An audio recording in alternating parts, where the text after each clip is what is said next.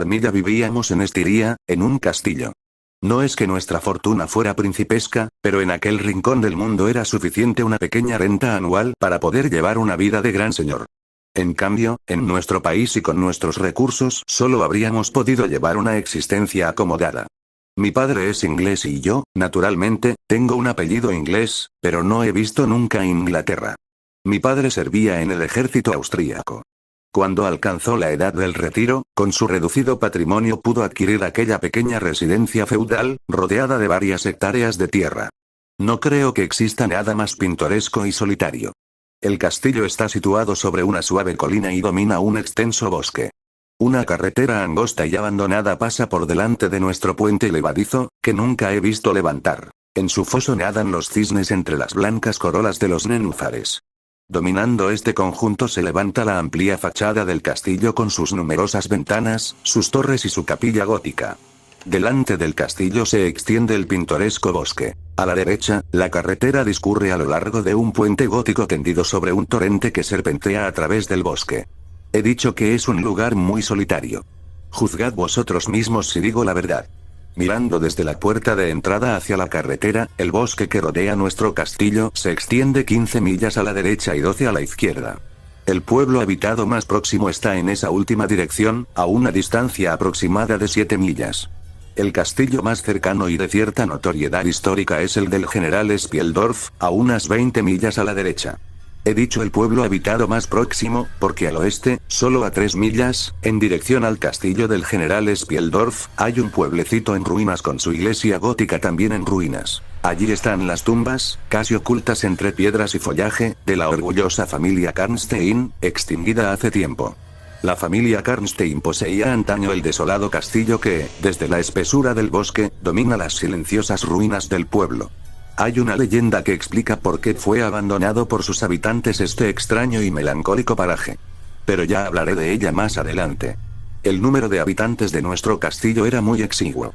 Excluyendo a los criados y a los habitantes de los edificios anexos, estábamos solamente mi padre, el hombre más simpático del mundo pero de edad bastante avanzada, y yo, que en la época en que ocurrieron los hechos que voy a narrar tenía solamente 19 años. Mi padre y yo constituíamos toda la familia. Mi madre, de una familia noble de Estiria, murió cuando yo era aún una niña. Sin embargo, tuve una inmejorable nana, la señora Perrodón, de Berna. Era la tercera persona en nuestra modesta mesa. La cuarta era la señorita Lafontaine, una dama en toda la extensión de la palabra, que ejercía las funciones de institutriz, para completar mi educación. Algunas muchachas amigas mías venían de vez en cuando al castillo y, algunas veces, yo les devolvía la visita. Estas eran nuestras habituales relaciones sociales. Naturalmente, también recibíamos visitas imprevistas de vecinos. Por vecinos se entienden a las personas que habitaban dentro de un radio de 4 o 5 leguas. Puedo aseguraros que, en general, era una vida muy aislada. El primer acontecimiento que me produjo una terrible impresión y que aún ahora sigue grabado en mi mente, es al propio tiempo uno de los primeros sucesos de mi vida que puedo recordar. Aquí terminaba la carta. Si bien yo no había conocido a Berta Reinfeldt, mis ojos se llenaron de lágrimas. La noticia de su muerte me impresionó muchísimo. Devolví a mi padre la carta del general. El sol se hundía cada vez más en el ocaso y la tarde era dulce y clara. Paseando bajo la tibia luz del atardecer, nos entretuvimos haciendo cábalas sobre el posible sentido de las incoherentes y violentas afirmaciones de aquella carta. En el puente levadizo encontramos a la señorita Lafontaine y a la señora Perrodón, que habían salido a admirar el magnífico claro de luna. Frente a nosotros se extendía el prado por el cual nos habíamos paseado. A la izquierda, el camino discurría bajo unos venerables árboles y desaparecía en la espesura del bosque. A la derecha, la carretera pasaba sobre un puente severo y pintoresco a la vez, junto al cual se erguía una torre en ruinas. En el fondo del prado, una ligera neblina delimitaba el horizonte con un velo transe, y de cuando en cuando se veían brillar las aguas del torrente a la luz de la luna. Decía así: he perdido a mi querida sobrina. La quería como a una hija. La he perdido, y solamente ahora lo sé todo. Ha muerto en la paz de la inocencia y en la fe de un futuro bendito. El monstruo que ha traicionado nuestra ciega hospitalidad ha sido el culpable de todo. Creí recibir en mi casa a la inocencia, a la alegría, a una compañía querida para mi Berta. Dios mío. ¿Y qué loco he sido? Consagraré los días que me quedan de vida a la caza y destrucción del monstruo. Solo me guía una débil luz. Maldigo mi ceguera y la nursery, como la llamábamos, aunque era solo para mí, estaba en una habitación grandiosa del último piso del castillo, y tenía el techo inclinado, con molduras de madera de castaño. Tendría yo unos 6 años cuando una noche, despertándome de improviso, miré a mi alrededor y no vi a la camarera de servicio. Creí que estaba sola. No es que tuviera miedo, pues era una de aquellas afortunadas niñas a quienes han evitado expresamente las historias de fantasmas y los cuentos de hadas, que vuelven a los niños temerosos ante una puerta que chirría o ante la sombra danzante que produce sobre la pared cercana la luz incierta de una vela que se extingue. Si me eché a llorar fue seguramente porque me sentí abandonada. Pero, con gran sorpresa, vi al lado de mi cama un rostro bellísimo que me contemplaba con aire grave. Era una joven que estaba arrodillada y tenía sus manos bajo mi manta. La observé con una especie de placentero estupor, y cesé en mi lloriqueo. La joven me acarició, se echó en la cama a mi lado y me abrazó, sonriendo. De repente, me sentí calmada y contenta, y me dormí de nuevo. De súbito, me desperté con la escalofriante sensación de que 2 agujas me atravesaban el pecho profunda y simultáneamente. Proferí un grito. La joven dio un salto hacia atrás, cayendo al suelo, y me pareció que se escondía debajo de la cama. Por primera vez sentí miedo y me puse a gritar con todas mis fuerzas. La niñera, la camarera y el ama acudieron precipitadamente, pero cuando les conté lo que me había ocurrido estallaron en risas, a la vez que trataban de tranquilizarme. Aunque yo era solamente una niña, recuerdo sus rostros pálidos y su angustia mal disimulada. Las vi buscar debajo de la cama, por todos los rincones de la habitación, en el armario, y oí a mi ama susurrar a la niñera. «Mira. Alguien se ha echado en la cama, junto a la niña. Aún está caliente». Recuerdo que la camarera me acarició y que las 3 mujeres examinaron mi pecho, en el punto donde yo les dije que había sentido la punzada. Me aseguraron que no se veía ninguna señal. El día siguiente lo pasé en un continuo estado de terror. No podía quedarme sola un instante, ni siquiera a plena luz del día. Recuerdo a mi padre junto a mi cama, hablándome en tono festivo, así como preguntando a la niñera y riéndose de sus respuestas. Luego hacía muecas, me abrazaba y me aseguraba que todo había sido un sueño sin importancia. Pero yo no estaba tranquila, porque sabía que la visita de aquella extraña criatura no había sido un sueño. He olvidado todos mis recuerdos anteriores a este acontecimiento, y muchos de los posteriores, pero la escena que acabo de describir aparece vivida en mi mente como los cuadros de una fantasmagoría surgiendo de la oscuridad.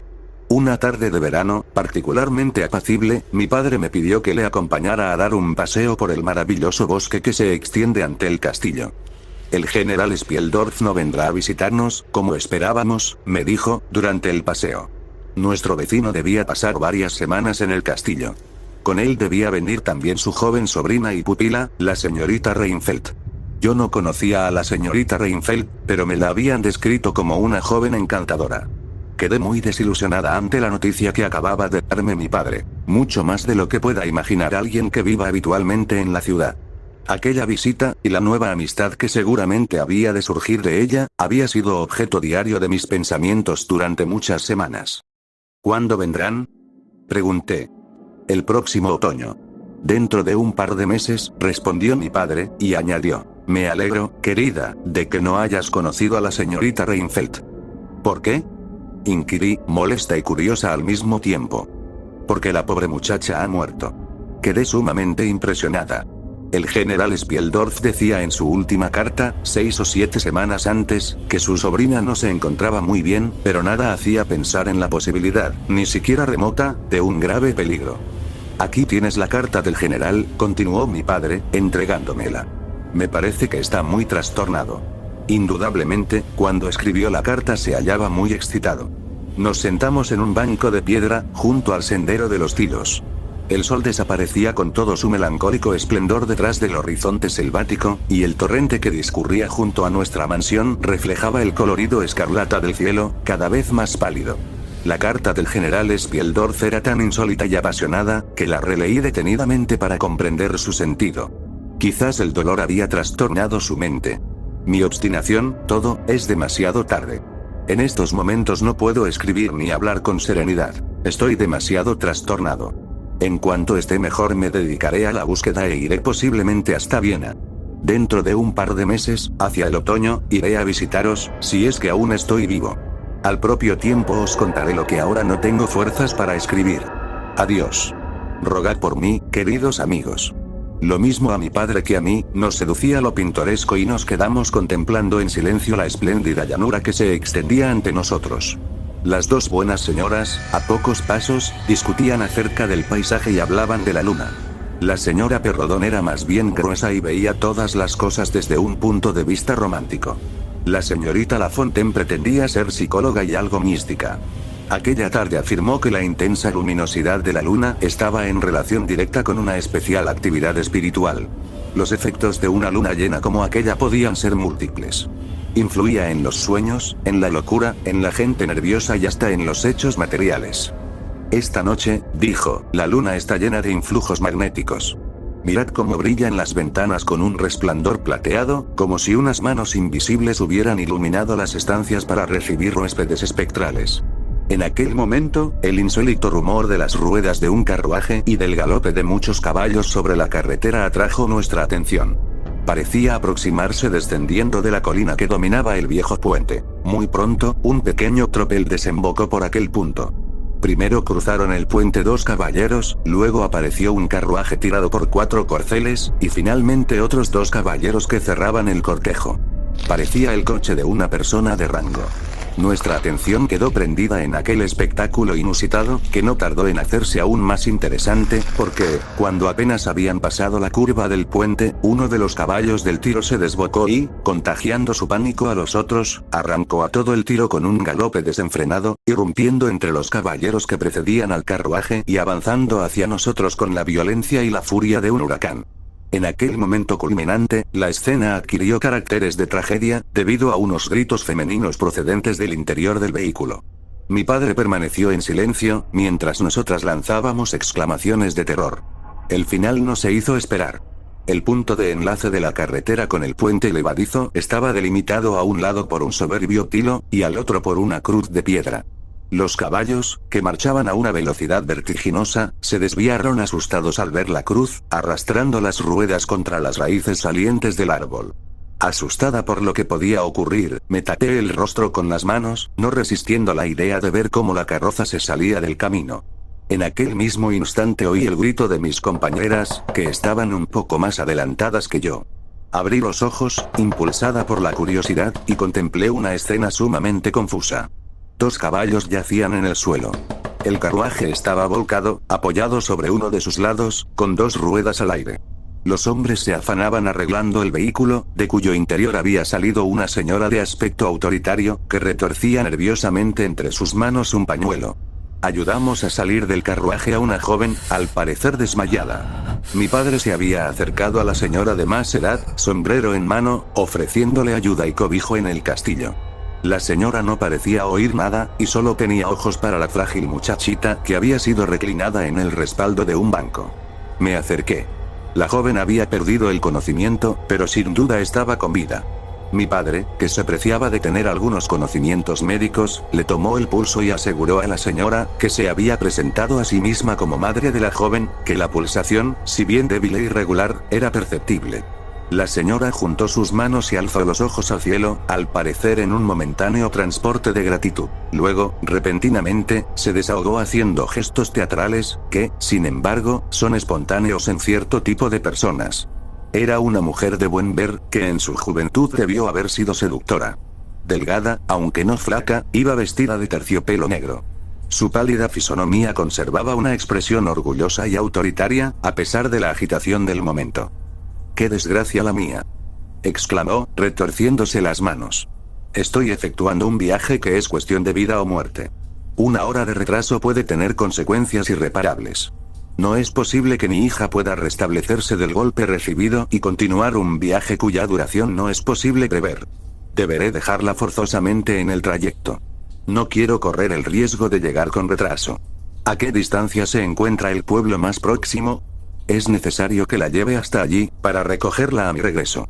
Y pensar que tendré que pasar por lo menos 3 meses sin ver a mi querida hija, sin tener noticias suyas.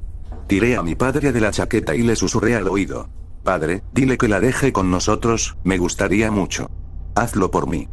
Si la señora quiere confiar su hija a los cuidados de la mía y de nuestra ama, la señora Perrodón, si permite que su hija se quede con nosotros, bajo mi responsabilidad, hasta su regreso, lo consideraremos como un gran honor y tendremos para ella los cuidados y la devoción que el deber de la hospitalidad imponen, dijo mi padre solemnemente.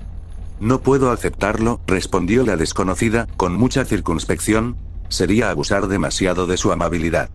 Al contrario, nos haría un gran favor. Precisamente vendría a llenar un inesperado vacío. Hoy mismo, mi hija ha sufrido una gran desilusión, debido a la noticia de que se ha frustrado una visita que esperábamos. Si confía su hija a nuestros cuidados, será su mejor consuelo. En el aspecto y actitudes de aquella señora había algo tan especial e imponente, y en cierto sentido fascinante, que, aun prescindiendo del séquito que la acompañaba, daba la impresión de ser una persona de rango. Entretanto, el carruaje había sido levantado y los caballos, ya calmados, estaban de nuevo enganchados. La señora dirigió a su hija una mirada que a mí no me pareció afectuosa, como era de esperar después de la terrible escena, y seguidamente llamó a mi padre con un gesto y se apartaron unos pasos de nosotros. Mientras hablaba, la señora mantuvo una expresión fría y grave, muy poco acorde con su anterior conducta. Conversaron unos minutos. Luego, la señora regresó y dio unos pasos hacia su hija, que yacía entre los brazos de la señora Perrodón. Se arrodilló a su lado y le susurró algo al oído. La besó apresuradamente y luego entró precipitadamente en el carruaje, cerrando la portezuela, mientras los portillones trepaban al pescante y los batidores espoleaban sus caballos. Los postillones hicieron restallar sus látigos y los caballos se lanzaron al galope. El carruaje desapareció entre una nube de polvo, seguido de los dos caballeros que cerraban el cortejo. Seguimos con la mirada su carrera hasta que desapareció definitivamente entre la niebla y dejó de oírse el chirrido de sus ruedas y fragor de los cascos de los caballos lanzados al galope. Para demostrar que no habíamos sido víctimas de una alucinación que daba entre nosotros la muchacha, que precisamente en aquel momento estaba recobrando el sentido. No pude verla, porque tenía el rostro vuelto hacia la parte opuesta al lugar donde yo me encontraba, pero oí su voz, muy dulce, que preguntaba en tono suplicante. ¿Dónde está mi madre? ¿Dónde estoy? No veo el carruaje, la señora Perrodón contestó a sus preguntas lo mejor que pudo, y, paulatinamente, la joven fue recordando lo que había sucedido. Al enterarse de que nadie había sufrido el menor daño, quedó muy aliviada. Pero cuando le dijimos que su madre la había dejado a nuestro cuidado y que tardaría unos 3 meses en regresar a buscarla, se echó a llorar. Iba a acercarme a ella para ayudar a la señora Perrodón en sus esfuerzos por consolarla, pero la señorita Lafontaine me detuvo, diciendo: «No se acerque a ella, señorita. En el estado en que se encuentra, no podría soportar más de una persona a la vez». Pensé que podría visitarla en cuanto la hubieran acomodado en su habitación. Entretanto, mi padre había enviado en busca del médico que vivía a unas 2 leguas de distancia, y ordenó preparar una habitación para alojar a la muchacha. La desconocida se puso en pie y, apoyándose en el brazo de la señora Perrodón, cruzó lentamente el puente levadizo y entró en nuestro jardín. La camarera la acompañó inmediatamente a la habitación que le había sido destinada. ¿Le agrada nuestra invitada?, pregunté a la señora Perrodón. Dígame qué impresión le ha causado. Me agrada mucho, contestó. Creo que es la muchacha más bonita que he visto en toda mi vida. Tiene aproximadamente la edad de usted y es verdaderamente encantadora. ¿No se han dado cuenta de que en el carruaje había otra persona?, intervino la señorita Lafontaine. Una mujer que ni siquiera ha asomado la cabeza. No, no la habíamos visto. La señorita Lafontaine nos describió a un extraño personaje, vestido de negro, con un turbante rojo en la cabeza, que miraba continuamente por la ventanilla, haciendo gestos y muecas de desprecio en dirección a las 2 mujeres. Tenía unos ojos saltones y sus dientes salientes parecían los de una arpía. ¿Han notado ustedes el desagradable aspecto que tenían los sirvientes?, preguntó a su vez la señora Perrodón. Sí, convino mi padre, parecían mastines. Nunca había visto tipos como esos. Espero que cuando crucen el bosque no desvalijen a la señora. Pero, deben ser unos bribones muy hábiles. Lo han arreglado todo en un momento. Quizás estaban cansados del largo viaje, dijo la señora Perrodón. Además de su aspecto poco recomendable, tenían la cara demacrada y parecían estar furiosos. Debo confesar que han despertado mi curiosidad, pero confío en que la muchacha nos lo explicará todo mañana, cuando se encuentre mejor. No creo que lo haga, dijo mi padre con una sonrisa ambigua, como si supiera más de lo que decía. Esto excitó mi curiosidad por saber lo que la señora vestida de negro le había dicho a mi padre en el curso de la breve conversación que sostuvieron. Apenas me quedé a solas con él e intenté sonsacarle. Mi padre no se hizo rogar. No hay ningún motivo para que te lo oculte. La señora me dijo que temía dejarnos a su hija, porque se trata de una muchacha de salud delicada y tiene los nervios alterados, aunque no padece ataques ni alucinaciones. ¿No te parece algo raro que te dijera esto? No tenía ninguna necesidad de aclarar ese extremo. De todos modos, eso es lo que me dijo, me interrumpió mi padre. Me explicó que está efectuando un largo viaje, de vital importancia para ella. Está obligada a viajar con la mayor rapidez y discreción posibles. Dentro de 3 meses vendrá a recoger a su hija. Entretanto, no debe decir nada acerca de su personalidad y del lugar a donde se dirige. Al pronunciar la palabra discreción, la ha subrayado con una pausa, mirándome a los ojos con cierta dureza. Creo que es importante. ¿Has visto la rapidez con que se ha marchado? Espero no haber cometido una tontería al hacerme cargo de esa muchacha. Aunque el médico no llegó hasta la 1 de la madrugada, no pude irme a la cama. Cuando el doctor regresó al salón, su informe fue muy optimista. La paciente se había levantado y su pulsación era regular. No tenía ninguna herida y el trauma nervioso no había dejado huella. Nada se oponía a que yo la visitara, si ella lo consentía. En consecuencia, le envié recado por medio de la camarera, preguntándole si podía hacerle una breve visita. La camarera regresó inmediatamente, diciendo que la joven se alegraría mucho con mi visita. No perdí un solo instante. Habíamos alojado a nuestra invitada en una de las habitaciones más hermosas del castillo. La joven estaba recostada, a la luz de los candelabros, en la cabecera de la cama. Su graciosa figura aparecía envuelta en una bata de seda recargada de flores y orlada con una cinta de raso que su madre le había echado a los pies, cuando aún estaba en el suelo. Pero, apenas me acerqué a la cama para saludarla, algo me hizo enmudecer y retroceder unos pasos. Trataré de explicarme. El rostro que tenía ante mí era el mismo que me había aparecido durante aquella terrible noche de mi infancia, el rostro que tanto me había impresionado y sobre cuya aparición había reflexionado durante años, horrorizándome en secreto. Era un rostro encantador, y su expresión conservaba la melancólica dulzura que tenía cuando lo vi por primera vez.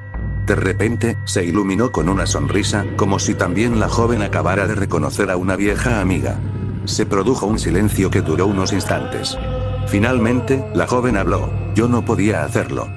¡Qué raro!, exclamó. Hace unos años vi tu rostro en sueños, y desde entonces me ha obsesionado de tal modo, que no he podido olvidarlo. Sí que es curioso, dije, tratando de sobreponerme el horror que me había impedido pronunciar una palabra hasta aquel momento. También yo te vi hace unos años, 12, exactamente, no sé si en un sueño o en la realidad. Y tampoco he podido olvidar tu rostro desde entonces. Su sonrisa se hizo más dulce y desapareció el aire de curiosidad que había notado en los primeros momentos en la joven. Me sentí más confiada, y cumplí con mis deberes de anfitriona, dándole la bienvenida a nuestro hogar y expresándole la satisfacción que a todos los de la casa, y especialmente a mí, nos había producido su imprevista llegada. Mientras hablaba, le cogí la mano. Yo era algo tímida, hecho muy comprensible si se tiene en cuenta la soledad en que vivía, pero aquella situación especial me hizo elocuente, casi audaz. La joven apretó súbitamente mi mano y la estrechó entre las suyas, mirándome con sus ojos brillantes. Sonrojándose, sonrió de nuevo y contestó a mi saludo. Aunque yo no me había recobrado del todo de mi primera impresión, me senté a su lado y la joven me dijo: ante todo, es necesario que te cuente cómo y dónde te vi por primera vez.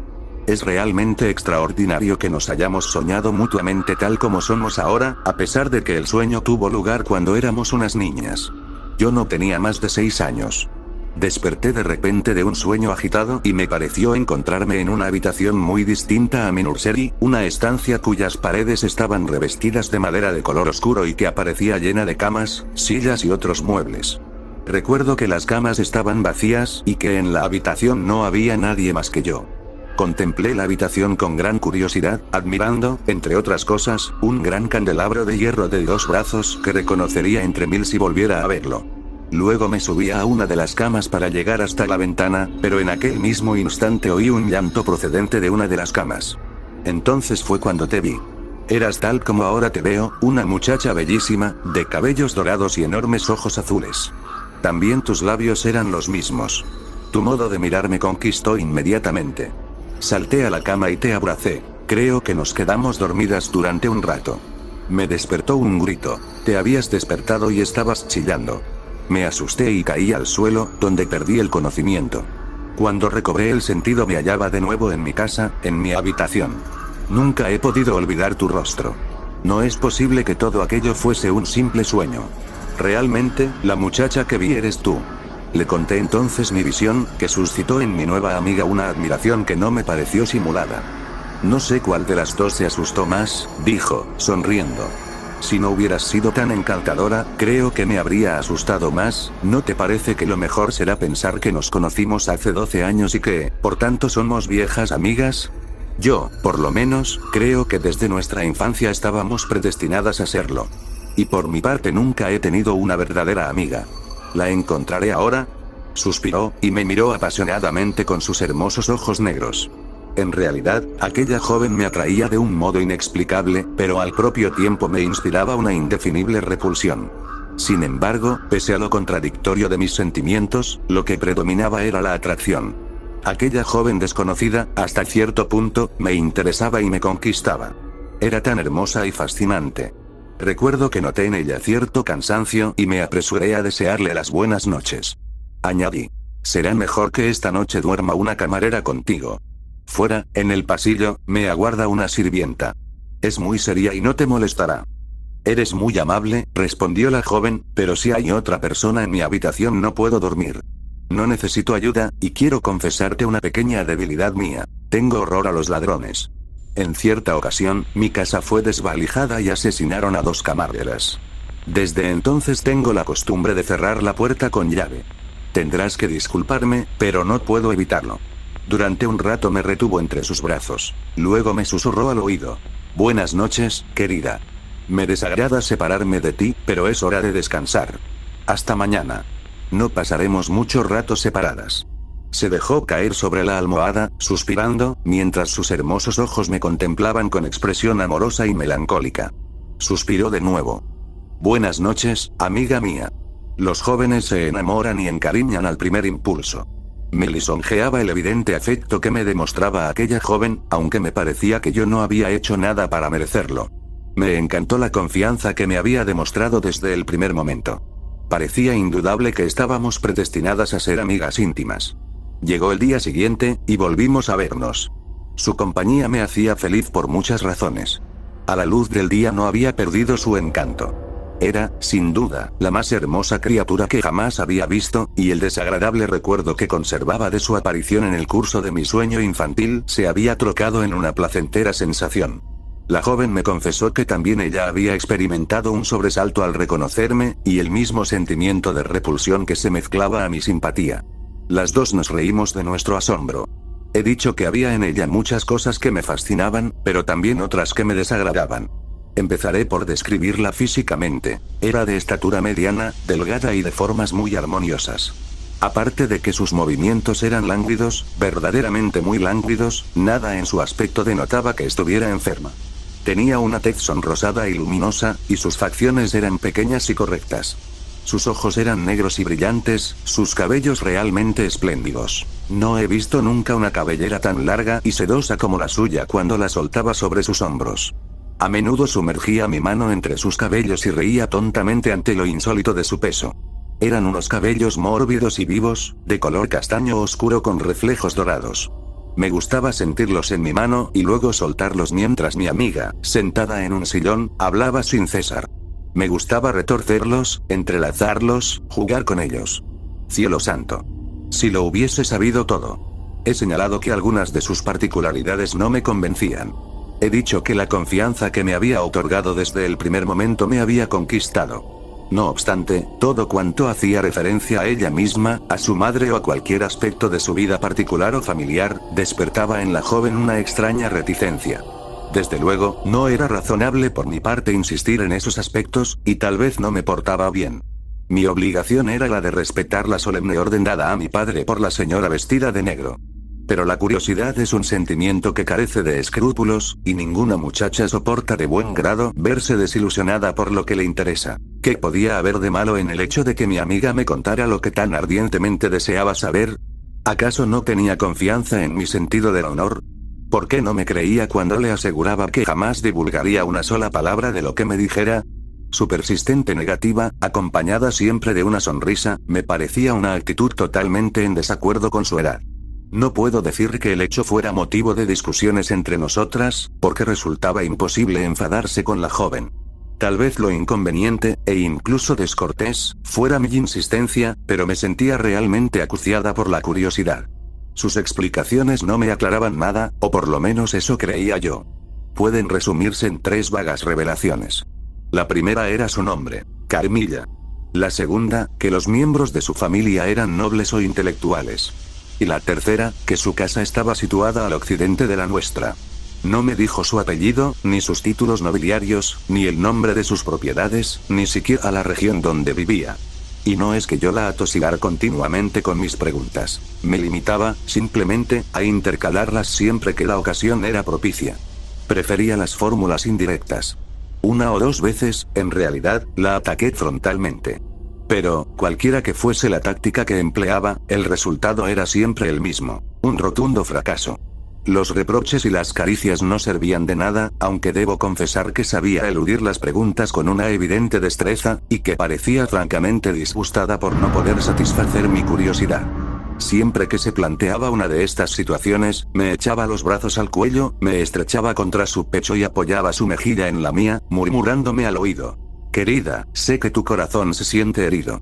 No me juzgues cruel. Me limito a obedecer una ley ineludible que constituye mi fuerza y mi debilidad. Si tu corazón está herido, el mío sangra con el tuyo. En medio de mi gran tristeza, vivo de tu exuberante vida, y tú morirás dulcemente por la mía. Es algo inevitable.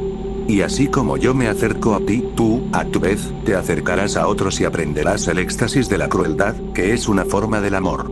No intentes saber nada más de mí ni de mi vida, pero ten confianza con todo tu amor». Y después de haber hablado con una voz suave, queda, me estrechaba entre sus brazos, y sus labios, besándome tiernamente, me inflamaban las mejillas. Aquella excitación y aquel lenguaje me resultaban incomprensibles. Intentaba eludir sus abrazos, no demasiado frecuentes, pero me faltaban energías. Sus palabras resonaban en mis oídos como una canción de cuna y domeñaban mi resistencia sumergiéndome en una especie de sopor, del cual solo despertaba cuando me libraba de sus brazos. Aquellas incomprensibles expansiones no me gustaban. Experimentaba una extraña y tumultuosa sensación que, si bien en cierto sentido me resultaba agradable, me inundaba al mismo tiempo de temor y de repulsión. Siempre que tenía lugar una de esas escenas me sentía sumamente turbada, y, al tiempo que aumentaba el placer que me producía, aumentaba también mi repugnancia. Sé que lo que acabo de explicar podrá parecer paradójico, pero no puedo expresar de otra forma lo que sentía. Han transcurrido 10 años desde que tuvieron lugar aquellos hechos, y la mano me tiembla aún al escribir acerca de la situación en que inconscientemente me vi envuelta. A veces, después de un largo período de indiferencia, mi extraña y bellísima amiga me cogía súbitamente la mano, estrechándomela con pasión. Se sonrojaba y me miraba con ojos ora lánguidos, ora de fuego. Su conducta era tan semejante a la de un enamorado, que me producía un intenso desasosiego. Deseaba evitarla, y al propio tiempo me dejaba dominar. Carmilla me cogía entre sus brazos, me miraba intensamente a los ojos, sus labios ardientes recorrían mis mejillas con 1000 besos y, con un susurro apenas audible, me decía: «Serás mía. Debes ser mía, tú y yo debemos ser una sola cosa, y para siempre». Después se echaba hacia atrás, apoyándose en el respaldo del sillón, cubriéndose los ojos con las manos. Y yo me sentía trastornada en lo más profundo de mi ser. «¿Qué quieres decir con tus palabras?», intentaba saber. ¿Te recuerdo acaso a alguna persona a la que amaste mucho? No me gusta que me hables así. Cuando lo haces no pareces la misma. Y tampoco yo me reconozco a mí misma cuando me miras y me hablas de este modo. No hallaba una explicación satisfactoria a aquellas efusiones. Sin embargo, no parecían afectadas, ni falsas. Indudablemente, se trataba de una explosión espontánea de un instinto o sentimiento reprimido. ¿Acaso Carmilla sufría alucinaciones? ¿Estaría loca, a pesar de lo que afirmó su madre antes de marcharse? ¿O se trataba, simplemente, de una argucia romántica? En más de una ocasión había leído la historia de un joven que se introducía en casa de su amada vestido de mujer y con la ayuda de una aventurera. ¿Sería este el caso? La hipótesis lisonjeaba mi vanidad, pero no tenía la menor consistencia. Durante largos periodos de tiempo, yo no representaba absolutamente nada para Carmilla, la cual se limitó. Leyenda de Carolina. Una joven de 18 años, llamada Carolina, inspiró la más violenta pasión a un hombre de edad madura, y como a los 51 es, según se dice, más enamoradizo que a los 20, aunque con menos medios para complacer, el herrumbroso pretendiente asediaba sin cesar a Carolina, que estaba lejos de corresponder a sus sentimientos. Pero esta muchacha cometió el más imperdonable de los errores: ponerle en ridículo y atormentarle, cuando debería haberse contentado con alejarse de él con frialdad y decencia. Al cabo de 3 años de perseverancia por una parte y de malos tratos por la otra, el infortunado amante sucumbió a una enfermedad de la que aquel funesto amor fue en gran parte el origen. Sintiendo cercano su fin, solicitó, como último deseo, que Carolina se dignase al menos ir a recibir su eterno adiós. La joven rechazó tajantemente este ruego. Una de sus amigas, que estaba presente, le dijo amablemente que haría bien en conceder este triste consuelo a un infeliz que moría por y para ella. Sus consejos fueron inútiles. Vinieron por segunda vez a hacerle el mismo ruego, añadiendo que el enfermo solicitaba ver a Carolina más por el interés de ella que por el suyo propio. Pero este segundo mensaje no corrió mejor suerte que el primero. La amiga de Carolina, indignada por esta dureza hacia un moribundo, la acució con más energía y le reprochó su coquetería y malos procedimientos hacia un hombre a quien al menos podía ofrecer un instante de piedad como expiación. Carolina, cansada de tales impertinencias, consintió finalmente de muy mala gana y dijo: «Vamos, llévame a casa de tu protegido. Pero solo estaremos un momento, te lo advierto, no me gustan ni los moribundos ni los muertos». Las dos amigas partieron finalmente. El moribundo, al ver entrar a Carolina, hizo un último esfuerzo y tomó la palabra con voz apagada. «Ya no hay tiempo, señorita», dijo, «me habéis negado con crueldad la dicha de veros cuando os lo he rogado. Solo deseaba perdonaros mi muerte. A partir de ahora me veréis más a menudo que en el pasado. Recordad solamente que habéis tardado 3 años en llevarme dolorosamente a la tumba. Adiós, señorita, hasta esta noche». Al acabar de decir estas palabras, que le costó un trabajo infinito pronunciar, expiró. Carolina, presa del horror, huyó precipitadamente. Su amiga usó todos los medios posibles para calmar su extrema agitación. Carolina le suplicó que pasara la noche con ella. Dispusieron otra cama en la misma habitación, dejaron los candelabros encendidos, y las dos amigas, como no podían dormir, estuvieron mucho tiempo hablando entre ellas. De repente, hacia la medianoche, las luces se apagaron por sí solas. Carolina exclama con terror: «Ya está aquí. Ya está aquí». Su amiga, que solo oye ahogados suspiros, seguidos de un profundo silencio, reúne sus fuerzas y llama arrebatadamente. Acude la gente de la casa, intentan encender los candelabros, pero es inútil. Al cabo de un cuarto de hora, que transcurre en medio de mortales angustias, suena el reloj. Carolina lanza un profundo suspiro, como alguien que sale de un largo sopor.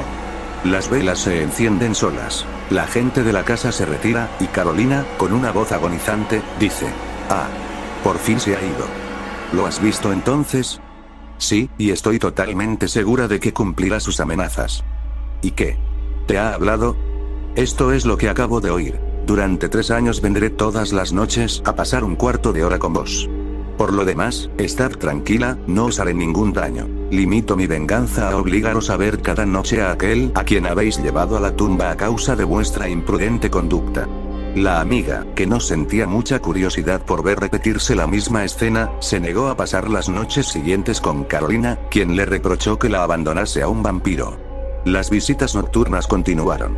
Carolina, bella, rica, dueña de sus acciones, y con 21 años, quiso casarse con la esperanza de alejar al fantasma. Pero el rumor de las apariciones hizo desistir a los pretendientes. Solo uno, un gascón, llamado señor de Forbignac, se presentó y se ofreció como esposo. La necesidad le obligó a aceptar. Pero al día siguiente de las bodas, sin que llegara a saberse cómo había transcurrido la noche, el gascón desapareció con la dote y muchas joyas que no formaban parte de ella. La amiga de Carolina, sensible a tantas desgracias, acudió junto a ella, la consoló lo mejor que pudo y la llevó a un lugar donde concluyó tristemente su penitencia. Pasados los 3 años, su vampiro le anunció al fin que ya no le vería más. Y cumplió su palabra. Una lección tan severa suavizó su carácter.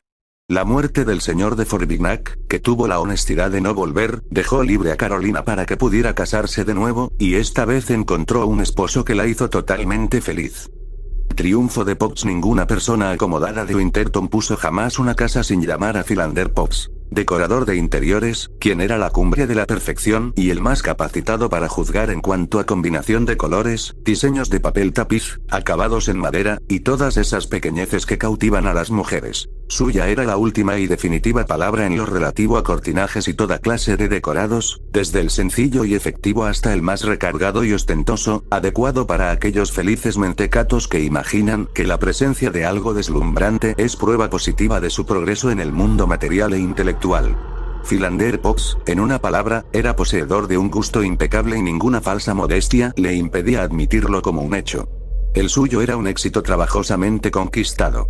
Se había iniciado con una pequeña tienda, pero, habiendo sido dotado de un descaro inacabable y careciendo de escrúpulos de especie alguna, había hecho que sus competidores quebraran, uno a uno, hasta que, finalmente, quedó como único decorador de interiores con cierta categoría en la ciudad.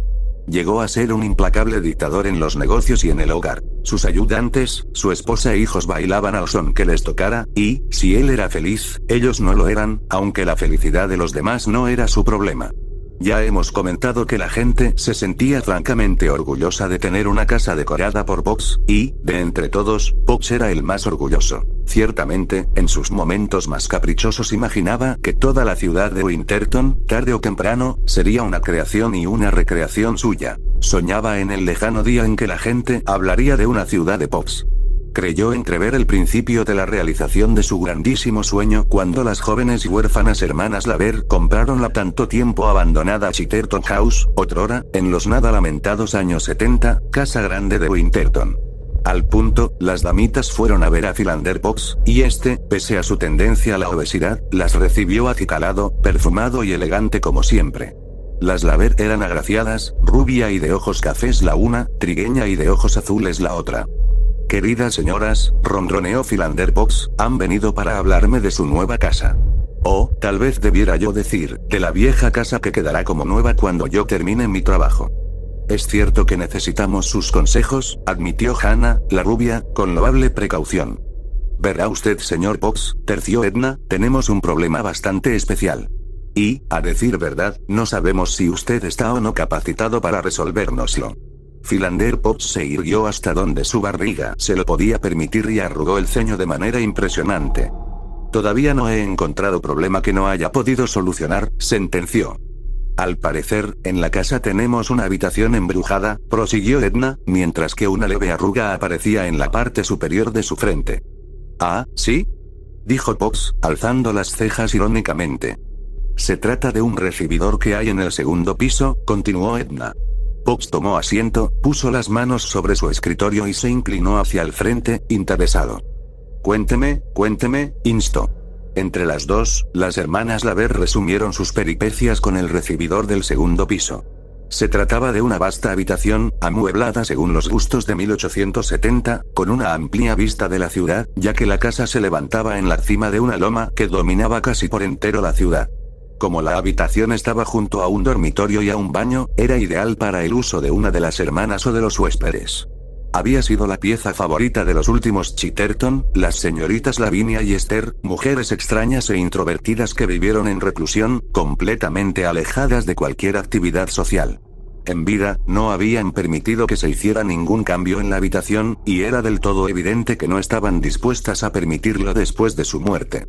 Las almas de las Chitterton obviamente se habían adueñado del recibidor.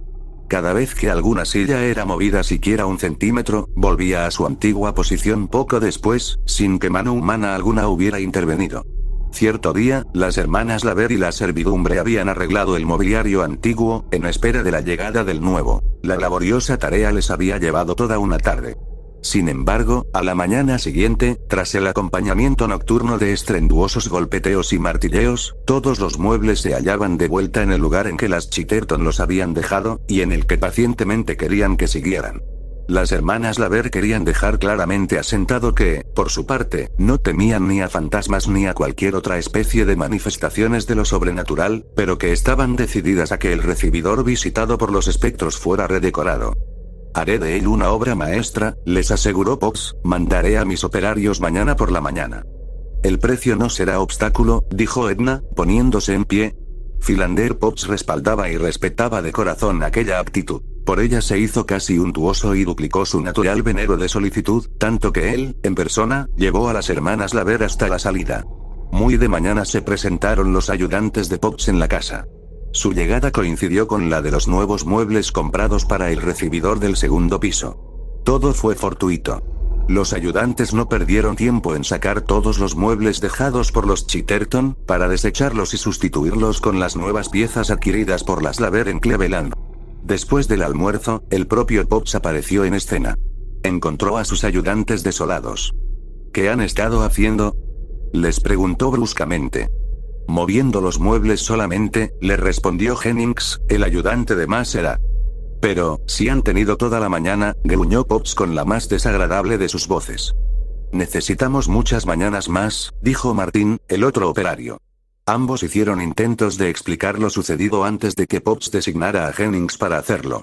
Entonces, este hizo una detallada relación de sus actividades de aquella mañana. El cambio de muebles, la selección del color de la alfombra, la plática con las hermanas Laver acerca del papel tapiz, ya que aquel horrible importado de Francia, descolorido y viejo como estaba, debía desaparecer, y, finalmente, de la ida a almorzar, hora durante la cual todos los muebles habían sido colocados en su actual posición.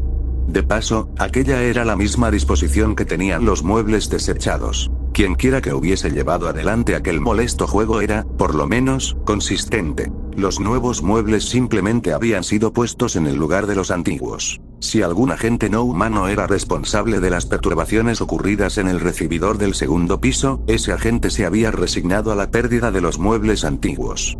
Qué duda de que se resignaría de la misma manera a otros cambios, a despecho de las hermanas Laver. Muy bien, adelante, dijo Potts. No se preocupen por los muebles. Déjenlos en donde están. ¿Ya han escogido las señoritas Laver la alfombra? Sí, señor. Es una excelente alfombra color vino. ¿Y el papel de la pared? Todavía hay dudas al respecto. Me llevaré el muestrario para hablar con ellas. Potts fue en busca de las hermanas Laver y se sentó en medio de ellas con el muestrario de papel tapiz. Como habían escogido una alfombra color vino, seguramente para las paredes desearían algo en color vino con ocre, cobre, bronce, o tal vez pardo oscuro. Potts creía tenerlo todo arreglado. Con ademanes estudiados abrió el muestrario en la página justa, dejando ver un nuevo diseño de figuras multicolores sobre un fondo siena, un diseño que representaba las calles de una ciudad, con diminutos seres humanos que caminaban en todas las direcciones. Era un papel lleno de colorido, mas no llamativo. ¡Magnífico!, exclamó Hannah. Es algo realmente nuevo, apuntó Potts, con aire de quien confía un inapreciable secreto. Yo diría que no hay otro igual en Winterton. Y, naturalmente, si usted se deciden a ponerlo, les aseguro que no habrá nunca otro así. ¿Lo tienen en existencia?, inquirió Edna, con sentido práctico. En grandes cantidades, créame. Muy bien. Me gusta, a mí también, dijo Hannah. Permítame felicitarlas por su exquisito gusto, estimadas señoras, murmuró Potts. El decorador volvió al segundo piso y ordenó a sus ayudantes que pintaran el techo de amarillo claro, mientras del almacén llegaba el papel de la pared. Salió de la casa eminentemente complacido por el hecho de que las hermanas hubieran escogido uno de los materiales más caros que podía ofrecerles. Una vez en su establecimiento, ordenó que se enviara a Chitterton House papel en cantidad suficiente para cubrir las paredes del recibidor visitado por los espíritus. Cuando sus ayudantes volvieron, a las 6 de la tarde, le informaron que el techo estaba ya pintado y que había sido cubierta una de las paredes. A las 8, las hermanas Laver llamaban por teléfono para informar que todo el papel que había sido colocado se había desprendido. Al día Potts se presentó en Chitterton House con sus ayudantes. Iba lleno de justa indignación y de su acostumbrada egolatría, que era inmensa. Nunca se había desprendido ningún papel de Potts. El decorador observó, con ira, la devastación de que había sido objeto el recibidor. Únicamente el techo quedaba intacto. Lo primero es desprender todo el papel tapiz antiguo, decidió. Dicho lo anterior, pusieron manos a la obra. Jennings y Martin observaban a su patrón con disimulado interés morboso. Philander Potts no pudo entender aquello en un principio, pero pronto acabó por comprender. Mientras desprendía el papel antiguo de la pared, tuvo conciencia de una molesta especie de intromisión, como si ráfagas de viento surgieran de la nada para azotar el papel contra su rostro, o como si manos fantasmas trataran de impedirle la realización de su trabajo. No dudaba de que sus ayudantes hubieran sufrido intromisiones semejantes, mas, por su parte, de ninguna manera estaba dispuesto a mostrar que las había notado. Sin embargo, resultaban extremadamente molestas y no menos desconcertantes. En la habitación no había corrientes de aire manifiestas. Las ventanas estaban cerradas, lo mismo que la puerta. No se veía claramente de dónde podía provenir el aire. En realidad, Pox tampoco lo sentía. Todas sus observaciones tenían como base la agitación del papel tapiz desprendido, tal como si él mismo estuviera animado, moviéndose por voluntad propia, siguiendo un singular plan predeterminado, como queriendo desalentarlo en sus esfuerzos por desprenderlo de la pared. Pero Pox no iba a darse por vencido. Abordaba la tarea sombría, firmemente, negándose a ser demorado o distraído por aquel papel curiosamente animado que sacudía su moho alrededor del sitio en que Pox trabajaba, de manera que, al poco, este se hallaba por una delgada capa de polvo. A eso del mediodía, las paredes estuvieron limpias y listas para que se les pusiera el nuevo papel tapiz, así que el decorador, atendiendo a una invitación de las hermanas Laver, bajó a tomar el almuerzo con ellas. Esta vez, dijo a las hermanas, en tono confidencial, el papel se quedará en su sitio, o dejo de llamarme Philander Pox. Claro, respondió Hannah. ¿Quiere usted té o café, señor Pox? Inquirió Edna, quien, inmediatamente, pasó a una segunda pregunta. Usted debe haber conocido a las hermanas Chitterton. ¿Qué clase de personas eran? Típicas solteronas, respondió Pox. ¿Qué es una solterona típica, señor Pox? Preguntó Hannah cándidamente. El decorador de interiores se encogió de hombros, con afectación.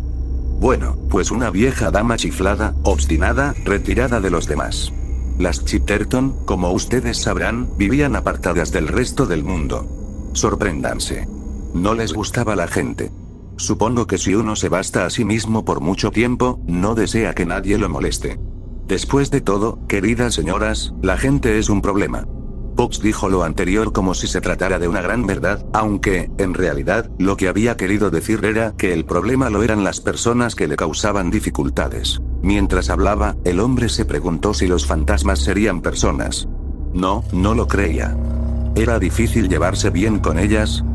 Quiso saber Edna. Mucho. Naturalmente, mi madre las conoció mejor que yo. Hace ya casi 20 años que murieron. ¿Cree usted que los fantasmas envejecen? Preguntó Hannah inocentemente. Nunca he pensado en ello, respondió Pox con franqueza. No creo en fantasmas.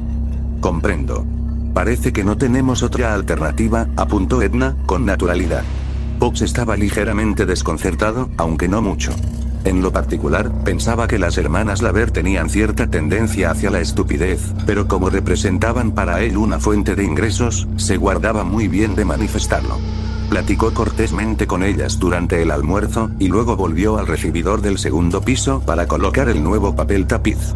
Todo estaba tal y como lo había dejado. Se sorprendió admitiendo para sí mismo que había esperado que ocurrieran cambios.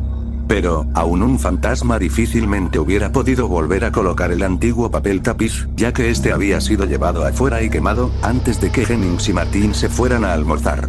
Sin esperar el regreso de sus ayudantes, y considerando que el tapizado de las paredes debía estar concluido al anochecer, Pox se entregó al punto a su labor. Al poco tiempo se dio cuenta de que en la atmósfera del recibidor había algo que no estaba antes allí. Si durante toda la mañana había tenido una corriente de aire que le dificultaba su trabajo, ahora había una inquietante nota de maldad, cuya aura estaba presente en la pieza, de manera tan tangible que casi se la podía tocar. Aquella aura lo oprimía en todos los sentidos, acelerándole el pulso y atravesándolo de lado a lado con cierta vaga alarma que lo contrariaba y que le causaba ira. ¿Lo notarían Jennings y Martin? Lo notaron. Volvieron al poco y se pusieron a trabajar. Media hora después, Jennings musitaba algo para sí. ¿Qué pasa?, preguntó Pox, con aspereza. Que esto no me gusta, es todo, le respondió Jennings. ¿Qué cosa? Esta habitación. Hay algo en ella. Claro que lo hay, concedió Pox. Nosotros tres. Es algo más, completó Martin con inhabitual seguridad. Entiendo, dijo el patrón. Bien muchachos, quiero que lo soporten hasta donde les sea posible. Si pueden resistir hasta las 4 de la tarde, podrán irse, que yo mismo terminaré el trabajo. La atmósfera de peligro fue haciéndose más densa. Una especie de amenaza consciente la nublaba. Sin embargo, extrañamente, no había interferencias. Colocaron el papel en una pared, luego en la otra. Habían realizado la mitad del trabajo. A eso de las 4, cuando Jennings y Martin se retiraron, tratando de disculparse, quedaba aproximadamente la mitad de una pared sin cubrir, y Pox aseguró a sus hombres que él mismo podía hacerlo y que terminaría antes de las 6. Trabajó entonces diligentemente. Se sentía oprimido por la densa aura de iracunda amenaza que lo rodeaba. En una o en dos ocasiones imaginó que la habitación se oscurecía. Mientras trabajaba, tratando de olvidar sus impresiones, tenía la inquietante certidumbre de que alguien lo observaba y, en más de una oportunidad, se sintió capaz de jurar que alguien se hallaba ahí, justo fuera del alcance de su mirada, apreciable con el rabillo del ojo y gracias a un esfuerzo, pero apreciable con seguridad. La ilusión persistía. Casi inconscientemente, Pox aceleró el ritmo de su trabajo. Mas la habitación se oscurecía decididamente, con una oscuridad tangible que emanaba de las paredes como una nube. Philander Pops daba gracias de que el trabajo estaba casi concluido, pues la amenaza que llenaba la pieza resultaba profundamente molesta. Quedaban 2 tiras por colocar, al poco tiempo una solamente. Se volvió para tomarla y vio la nube de oscuridad que se levantaba en espiral. Por un momento se quedó sorprendido, mirando. Luego cerró los ojos y sacudió la cabeza. Abriendo los ojos, tuvo tiempo de ver a 2 ancianas de rostros ceñudos que salían de aquella sobrenatural nube de tinieblas y que avanzaban hacia él con propósitos vengativos. En un abrir y cerrar de ojos se apoderaron de él, gritó con voz ronca, una sola vez. ¿Oíste algo, Edna?, preguntó Hannah, dando la espalda al fonógrafo. Nada especial, ¿por qué? Creí oír un grito. No, creo que no se oyó nada. Vuelve a poner el disco, ¿quieres? ¿Le invitaste a cenar? Por Dios, no. ¡Qué aburrimiento! Media hora después, ambas subían al recibidor del segundo piso. Pox se había ido, dejando las herramientas para ser recogidas a la mañana siguiente. ¡Qué bonito papel!, exclamó Hannah. Cuando se hayan colocado los muebles y la alfombra quedará estupendo. Demasiado buenos para nuestros huéspedes, verdaderamente, observó Edna. Esta noche volverán a desprenderlo, dijo Hannah, tristemente. Será mejor que no lo hagan. El señor Pops tendría que comenzar de nuevo.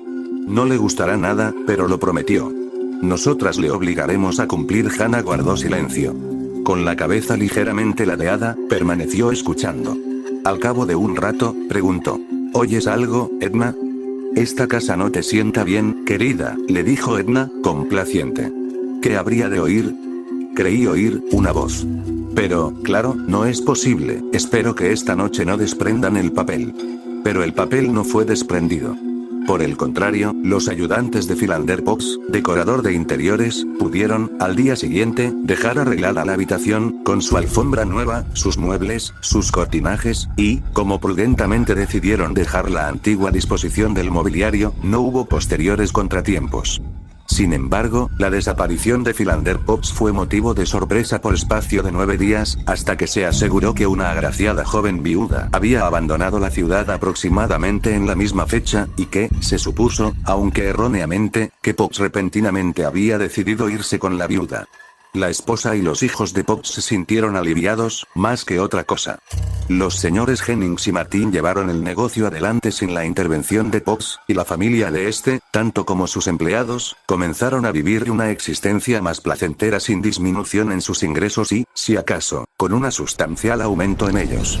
De haberse hallado en posición de hacerlo, Philander lo hubiera agradecido, ya que, como resultado de la nueva decoración del recibidor visitado por los espíritus, el nombre de Pops adquirió nuevo lustre.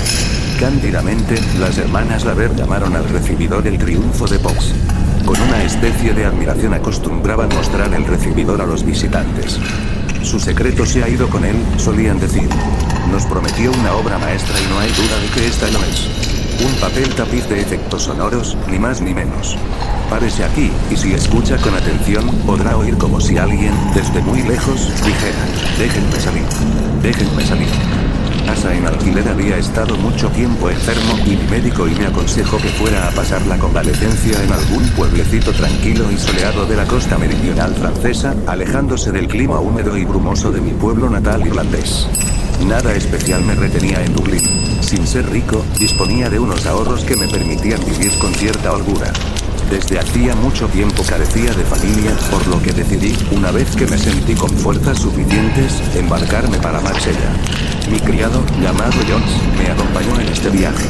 Antiguo sargento en el ejército de España del duque de Wellington, era, por entonces, un viejo delgado, enérgico y de unos 60 años de edad. Yo lo apreciaba mucho, no solo por la devoción que me testimoniaba, sino, además, por las numerosas cualidades que le hacían sumamente valioso. En Marsella, a donde llegamos a principios del año 1840, me indicaron que había una casa en alquiler en un pueblecito de pescadores de la costa provenzal. Insistieron en que se trataba de un lugar muy bello, de clima agradable y maravillosas panorámicas. Como el alquiler era muy barato, acabé por aceptar, modificando así los proyectos que tenía de establecerme cerca de Nápoles. Días más tarde llegamos al pueblecito de pescadores. La casa, me dijo el agente inmobiliario al entregarme las llaves, había pertenecido durante cierto tiempo a un célebre marino francés, el bailío de Sucre. Una vez cerrada la puerta, Jones me miró y me dijo, bruscamente, con esa franqueza castrense tan peculiar en él y que yo tanto admiraba: «Señor, esta casa no me agrada en absoluto». Me eché a reír y contesté: «¿Qué le ves de malo?». Por mi parte, la encuentro encantadora, exquisitamente amueblada, bien situada y muy soleada. Jones se encogió de hombros, gruñó algo que no entendí y se dispuso a subir nuestro equipaje. Mi nueva residencia se componía de una planta baja, en la que estaban situados el vestíbulo, el salón, el comedor y un despacho, y de un piso superior en el que había 3 dormitorios para los señores y 2 para los domésticos. El agente inmobiliario había convenido conmigo en que una mujer del pueblo vendría a hacer la limpieza y a prepararnos las comidas. Me senté en un sillón del despacho y me puse a contemplar el mar a través de la ventana, mientras soñaba en las jornadas felices de que disfrutaría durante mi estancia en aquel lugar tan bonito. Instantes después llamaron a la puerta. «Entre», dije. Una pobre mujer, doblada por el peso de los años y la miseria, apareció en el umbral. «Soy Gabriella, su cocinera». La manera de presentarse me hizo sonreír, pues se veía que aquella humilde pueblerina ignoraba el lenguaje ceremonioso utilizado por los domésticos profesionales. Pero no le di la menor importancia, ya que siempre he sido un hombre sencillo y por encima de todo tipo de prejuicios sociales, y aprecio a las personas por sus valores morales y no por su lenguaje más o menos refinado. «Muy bien, Gabriella, ha sido un placer el conocerla», respondí, en cuanto a su salario y al trabajo que tendrá que hacer en esta casa, ya se arreglara con Jones. Luego le dije que podía retirarse. Cuando llegó la hora de la cena, tuve que hacer un tremendo esfuerzo, pues la anciana tenía la costumbre de condimentar mucho las comidas. Mas a medida que fue pasando el tiempo, no solo me acostumbré a ellas, sino que incluso llegaron a gustarme. A las 8 de la noche, Gabriella regresó a su casa, y yo, cansado por el agotador viaje, decidí acostarme temprano. Le dije a Jones que podía disponer de toda la noche, me dirigí a mi habitación y me metí en la cama. Había cogido una novela francesa de M. Hugo, pero en honor a la verdad, debo confesar que apenas pude llegar a la 3ª página. No sé si fue el libro o el cansancio, pero a los pocos minutos me quedé profundamente dormido. Un ruido extraño me despertó y habría jurado que en la habitación había alguien más que respiraba jadeando. La oscuridad era total, por consiguiente, no podía ver nada. Nunca he sido un hombre timorato, como lo demuestra mi historial militar durante el tiempo que serví en la India, pero debo confesar que en aquel instante me sentí dominado por un terror espantoso. Me incorporé en la cama y, no pudiendo resistir más aquella tensión nerviosa, grité: «¿Quién está ahí?». Nadie contestó, pero tuve la impresión, casi la certeza, de que alguien se aproximaba a mí, pues sentía aquella respiración jadeante cada vez más cercana. Volví a insistir, esta vez aún más nervioso: «¿Quién está ahí?». Algo frío, húmedo y pegajoso rozó mi muñeca. Perdí el control de mis nervios y me puse a gritar con desesperación: «Jones, Jones, corre, ayúdame, socorro, socorro». Pero todo permaneció tan silencioso como antes. No se oía nada en toda la casa, y llegué a la conclusión de que Jones estaría divirtiéndose por los bares del pueblo o, quizá, habría sido víctima, asimismo, de aquella cosa, de mi misterioso visitante. Mis gritos parecieron haber parado en seco el avance de aquel espectro, fantasma o lo que fuese, pues sentía su hálito a la misma distancia. Como no ocurría nada, acabé por apaciguarme y me convencí de que todo no había sido más que una alucinación auditiva. Fue desagradable, por cierto, pero no tenía nada de qué inquietarme. De todas formas, y para acabar con toda duda, cogí el mechero y encendí una vela. Al mismo tiempo que la llama empezaba a brillar, oí unos pasos precipitados y un gran ruido, como producido por un tejido grueso restregado con fuerza. A la luz de la vela comprobé que en mi habitación no había nadie más que yo, y cuando me disponía a apagar la luz y volver a dormir, mis ojos se clavaron maquinalmente en el suelo. Este estaba cubierto de unas manchas negruzcas que en aquel instante no pude identificar. Me bajé de la cama y examiné con más detenimiento aquellas extrañas manchas. Lo que vi me llenó de horror. Unas huellas de pies desnudos partían de la cabecera de mi lecho y se detenían, no delante de la puerta de la habitación como habría sido lógico suponer, si mi extraño visitante era un ladrón como yo sospechaba, sino delante del muro que daba a la parte posterior de la casa. ¿Había atravesado la pared aquella cosa? Era imposible. Ningún ser humano puede atravesar un muro de piedra. Como aquel misterio ya empezaba a ponerme nervioso otra vez, empecé a gritar con todas mis fuerzas, llamando a Jones. Mas fue en vano. Entonces tomé una decisión que lamentaría durante el resto de mi vida. Me vestí con rapidez, sin quitar los ojos del muro, cogí mi pistola y me acerqué al lugar donde desaparecían las huellas. Al examinar estas de cerca, comprobé que, en efecto, penetraban en el tabique. La prueba era que una de ellas parecía cortada en dos a ras del plinto. Entonces pensé que podía tratarse de un muro giratorio que daba acceso a una escalera secreta. Empujé con todas mis fuerzas en cada centímetro cuadrado de la pared, pero esta no cedía. De repente, oí que en algún sitio del tabique giraban unos goznes invisibles. Un rectángulo negro apareció en él, al mismo tiempo que una bocanada de aire pestilente penetraba por mis orificios nasales. Cogí la palmatoria, empuñé mi pistola y franqueé el misterioso umbral. La débil luz que proyectaba mi vela iluminaba una escalera de piedra que se hundía en espiral en las entrañas de la tierra. Me armé de valor y empecé a descender. Llegué a contar 396 escalones. Ya casi ni podía respirar, pero puesto que me había embarcado en aquella aventura, lo lógico era seguir hasta el final, descubrir quién era mi extraño visitante nocturno. Empecé a caminar por un pasadizo estrecho por cuyo suelo avanzaban las huellas. Cuando ya había recorrido unas 100 yardas, me vi detenido por una pesada puerta de hierro. La empujé, resistió un poco y, al fin se abrió, produciendo un siniestro chirrido. Por un instante, una luz intensa me deslumbró. Pero una vez que mis ojos se hubieron acomodado poco a poco a la misma, me di cuenta de que me encontraba dentro de una inmensa caverna en la que flotaba una especie de bruma lechosa. Incluso me pareció que aquella luz procedía de esta misma bruma. Unas formas movedizas, que apenas podía distinguir, atravesaban mi campo visual. Solo veía con claridad las huellas de los pasos que había seguido hasta allí. Entonces me puse a temblar de horror. A la débil luz de mi vela, había podido discernir el contorno de unas huellas de pies humanos, pero allí comprobé que estaban sangrantes. ¿Qué cuadro macabro iría a descubrir si me aventuraba a proseguir mi camino? Con seguridad algo siniestro y horripilante. De modo que decidí volver sobre mis pasos, subir a mi habitación y abandonar aquella casa al día siguiente. Di media vuelta para buscar la puerta por donde había entrado. ¿Cuál no sería mi estupor y desesperación al comprobar que había desaparecido? En ese momento, una risa sarcástica llegó a mis oídos. Creo que perdí la cabeza y me puse a correr mientras gritaba pidiendo socorro. No sabía a dónde iba. Unos ruidos siniestros resonaban en la estancia, mientras sentía que unas cosas inmundas me rozaban, unas formas monstruosas que parecían obstruirme el camino. Todo esto duró mucho tiempo. ¿Cuánto tiempo? No lo sé. Unos minutos, unos siglos, quizá una eternidad.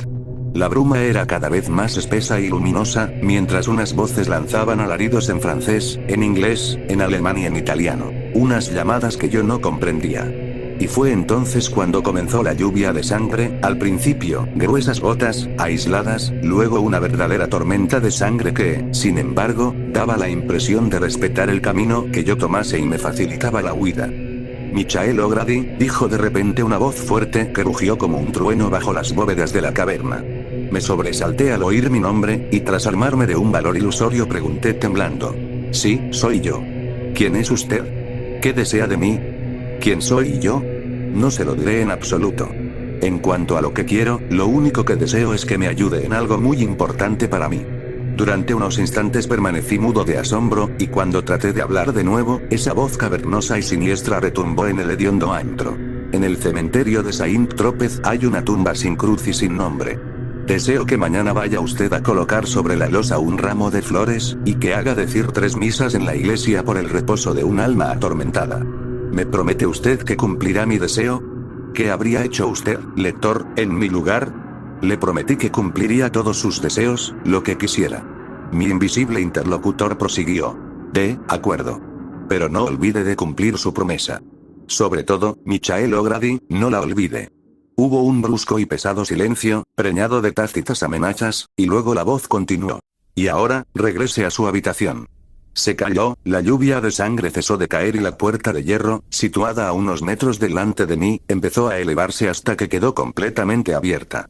A pesar de mi emoción, no había soltado ni mi pistola ni la vela, y me lancé con rapidez hacia la puerta, corriendo como un gamo por el ahora libre pasadizo. No sé cómo pude encontrar el camino de regreso. Lo cierto es que minutos más tarde me hallaba acostado en mi cama, y después quedé sumido en el más profundo de los sueños, sin tener la más ligera pesadilla. Al día siguiente por la mañana, Jones vino a despertarme. Mientras descorría las cortinas de la ventana, a través de las cuales radiaba el sol de un hermoso día, y se disponía a prepararme el desayuno, yo, poco a poco, me despejé por completo del sueño de la víspera. Dime una cosa, Jones, pregunté, ¿a qué hora regresaste anoche a casa? Entre las 11 y las 12, señor. ¿No oíste nada sospechoso?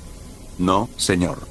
Jones se dispuso a prepararme el desayuno, sin conceder la menor atención a la pregunta, para mí tan importante, que le había formulado. Pero, de repente, se volvió bruscamente, clavó en mí sus acerados ojos y me dijo a quemarropa.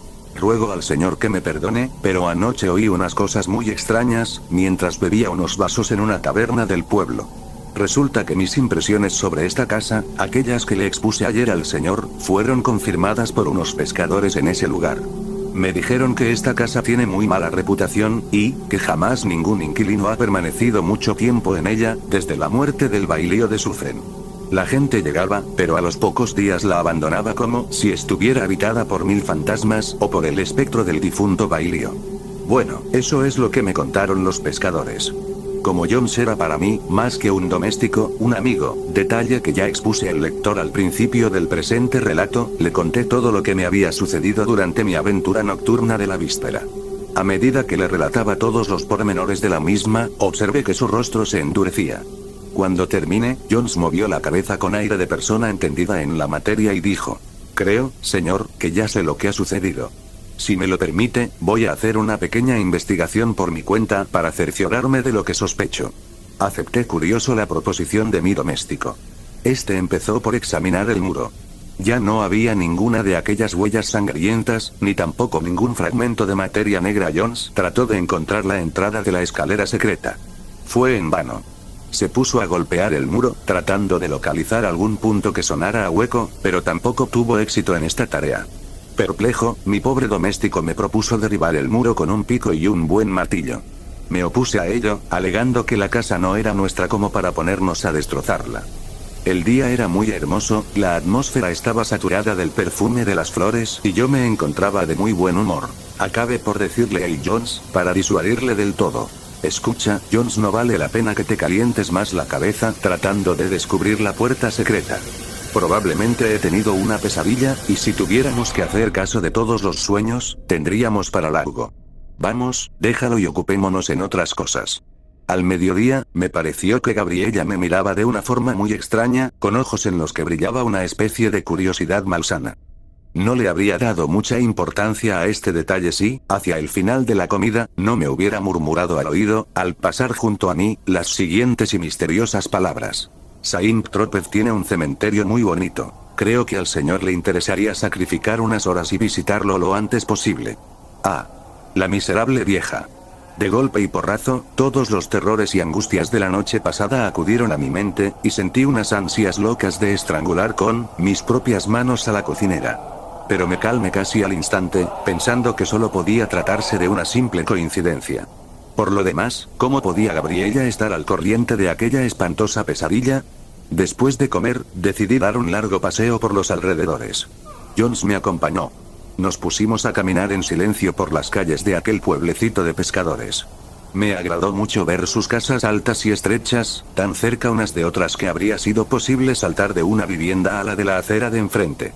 Unas mujeres, engalanadas con oropeles multicolores, hablaban en el lenguaje cantarín y animado típico de aquella región. Finalmente llegamos a La Poche, el puerto de los pescadores. El mar estaba tan tranquilo como una balsa de aceite, cosa que me extraño, ya que desde mi infancia estaba acostumbrado al tormentoso océano Atlántico. Algunas velas blancas se divisaban en el horizonte, bajo un cielo azul puro. Me sentía dichoso de vivir en aquel pacífico y bello pueblecito de pescadores, y olvidé la pesadilla que había tenido la víspera. Solo el azar guiaba en aquel instante nuestros pasos, mientras Jones y yo caminábamos por un sendero bordeado de setos en flor. Daba gusto respirar el aire marino y sentir sobre la piel la calurosa caricia del sol. Una verja de hierro en muy mal estado nos cortó el paso cuando, al llegar al final del sendero, nos vimos obligados a girar a la izquierda. Me acerqué a ella, la abrí sin ninguna dificultad y momentos después, nos encontrábamos en el interior del cementerio. Aquella sorpresa no me pareció nada extraña, sino una cosa meramente fortuita, que me ofrecía la oportunidad de visitar el cementerio y satisfacer la curiosidad que habían despertado en mí las palabras de mi cocinera. En lugares semejantes, es corriente encontrar tanto bonitas tumbas como emocionantes inscripciones grabadas en ellas. Ese cementerio no tenía el aspecto siniestro y mórbido de nuestros camposantos nórdicos. Jones, que siempre había sido un hombre supersticioso, me dijo que prefería esperarme fuera mientras yo satisfacía mi curiosidad. Le di mi permiso y me puse a recorrer el cementerio, fijándome de vez en cuando en aquellas tumbas que llamaban mi atención. Ninguna de ellas daba impresión de tristeza. Las lápidas de color rosa o blanco estaban casi cubiertas por una exuberante vegetación, y daba la impresión de que por todas partes brotaban flores. De repente, me sentí dominado por una espantosa sensación de terror. Me encontraba ante una lápida gris, desnuda, siniestra, sin inscripción ni flores. Una impresión abominable de asco parecía emanar de ella. Algunas imágenes furtivas pasaron por delante de mis ojos.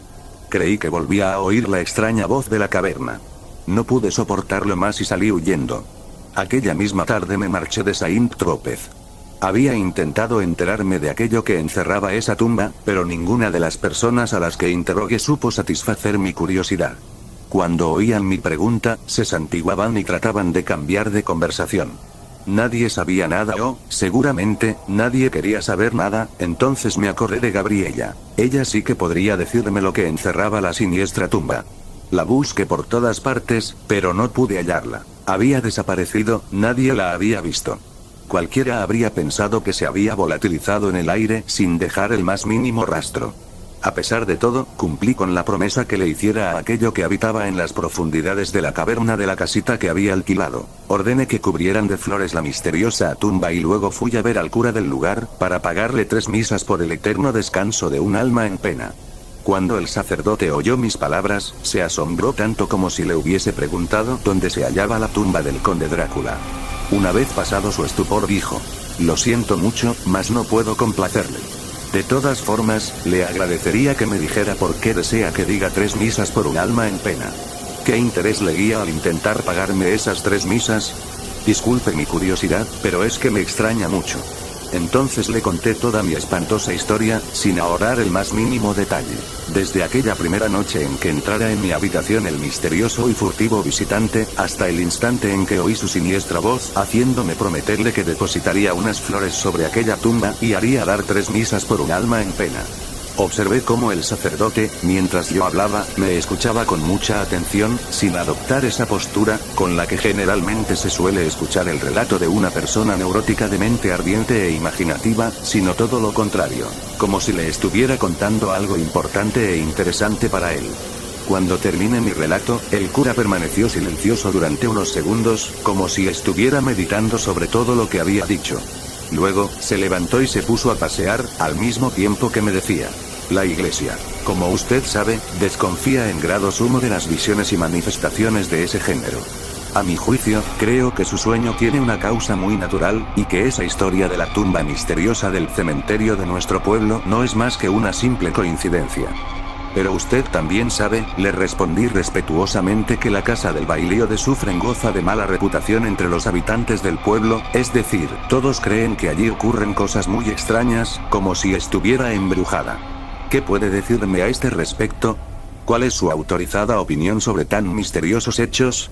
Mas el sacerdote no pudo o no quiso decirme nada, alegando que hacía poco que residía en Saint-Tropez, pero que, de todas formas, no hiciera caso de aquellas historias de resucitados y duendes a la que tan inclinados son los marineros, sean del país que fueren. Salí de la sacristía con la conciencia en paz. ¿Pero por qué entonces, se preguntará el lector, me marché tan pronto del pueblo, sin querer pasar ni una noche más en aquella casa? Tenía un motivo muy poderoso. Cuando abrí la puerta de la casa, oí muy claramente, y Jones, que me seguía, también oyó la voz que me decía: muchísimas gracias, Michael O'Grady. Elefais en un sueño, Curanes vio la ciudad del valle, y la costa que se extendía más allá, y el nevado pico que dominaba el mar, y las galeras de alegres colores que salían del puerto rumbo a lejanas regiones donde el mar se junta con el cielo. Fue en un sueño también, donde recibió el nombre de Curanes, ya que despierto se llamaba de otra manera.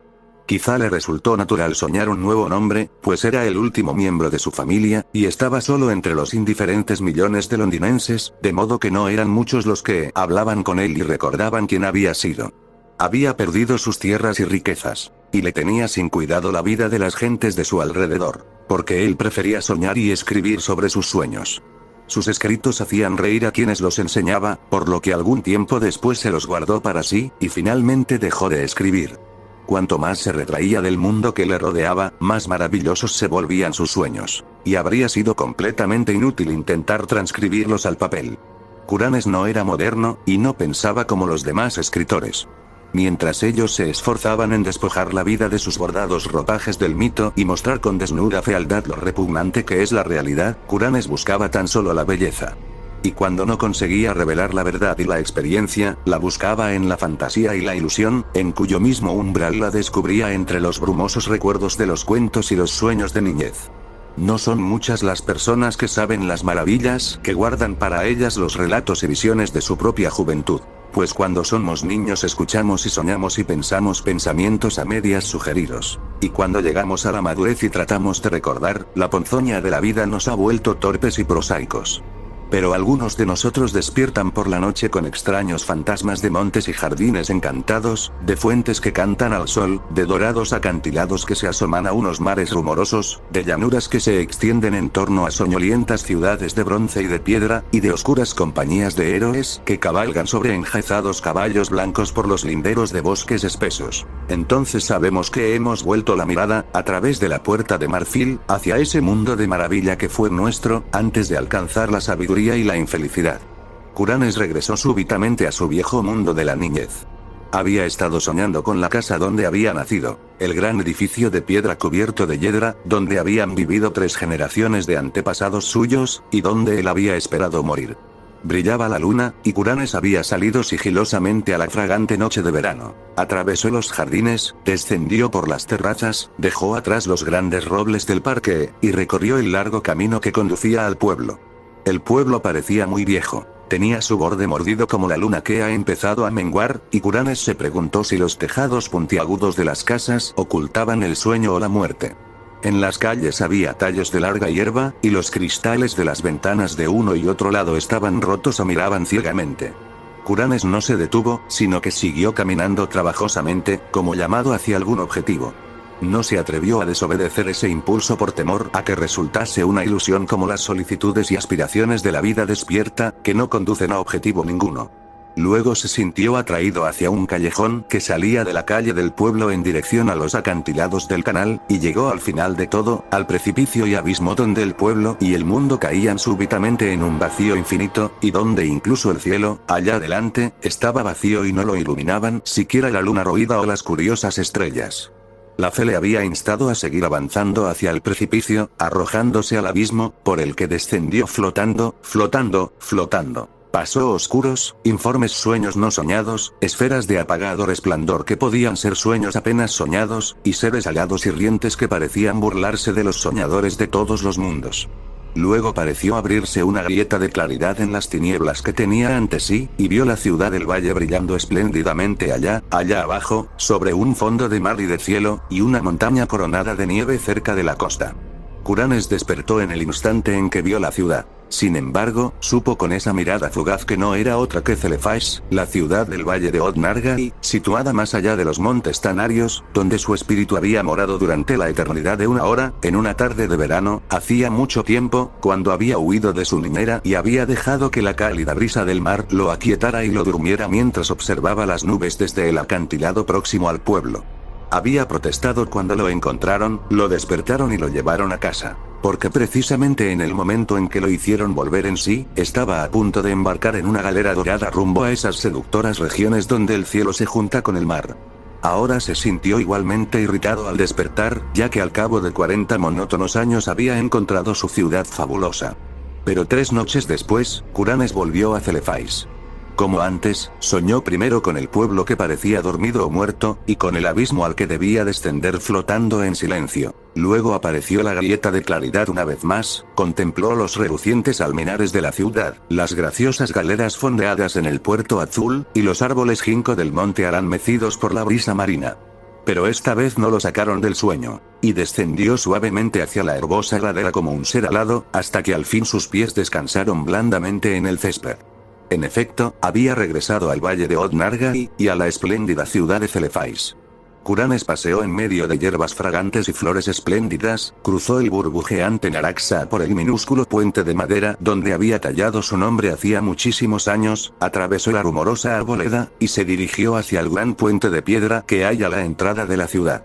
Todo era antiguo, aunque los mármoles de sus muros no habían perdido su frescor, ni se habían empañado las pulidas estatuas de bronce que sostenían.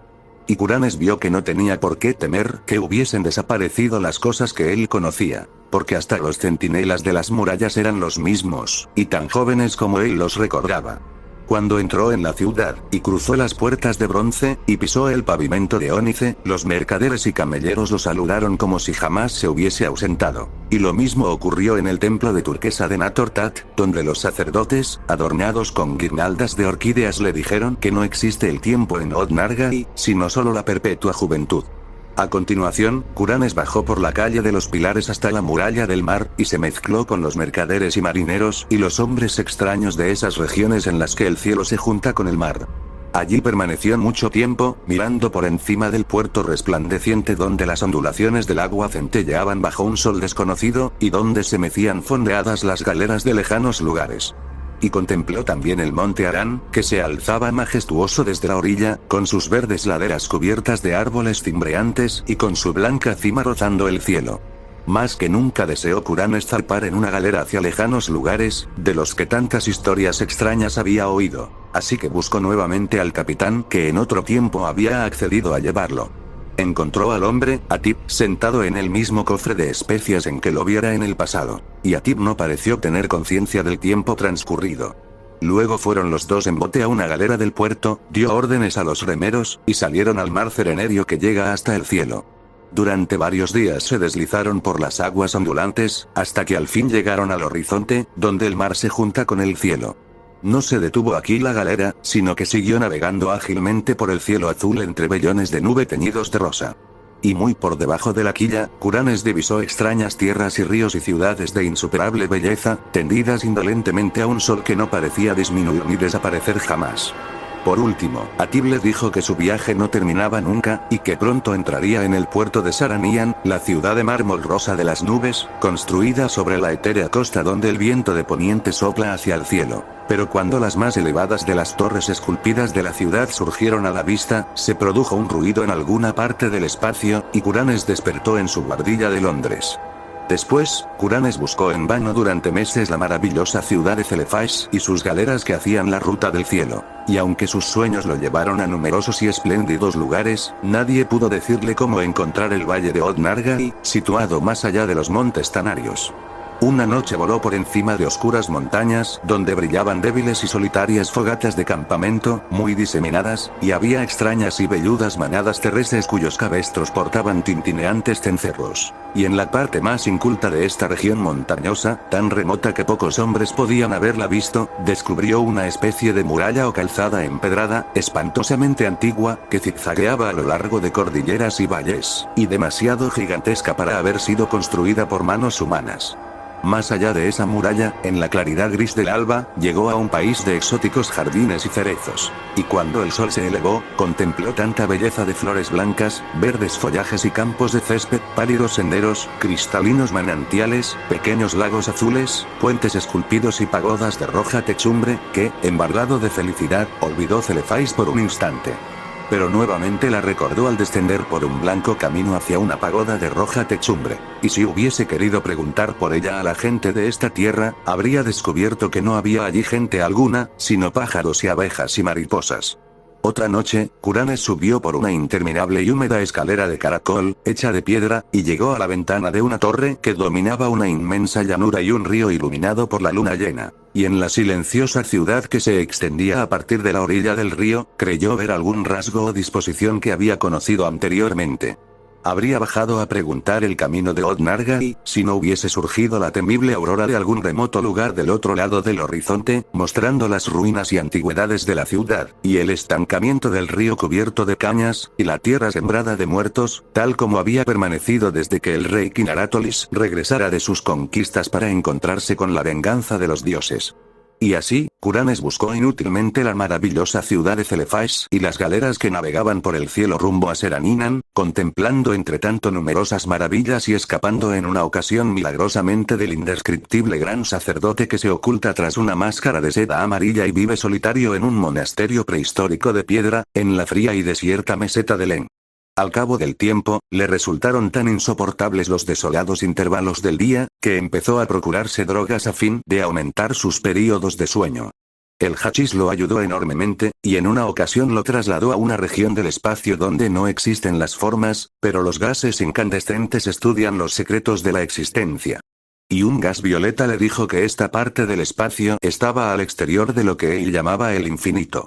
El gas no había oído hablar de planetas ni de organismos, sino que identificaba a Kuranes como una infinitud de materia, energía y gravitación. Kuranes se sintió ahora muy deseoso de regresar a la Celefais salpicada de almenares, y aumentó su dosis de droga. Después, un día de verano, lo echaron de su guardilla, y vagó sin rumbo por las calles, cruzó un puente, y se dirigió a una zona donde las casas eran cada vez más escuálidas.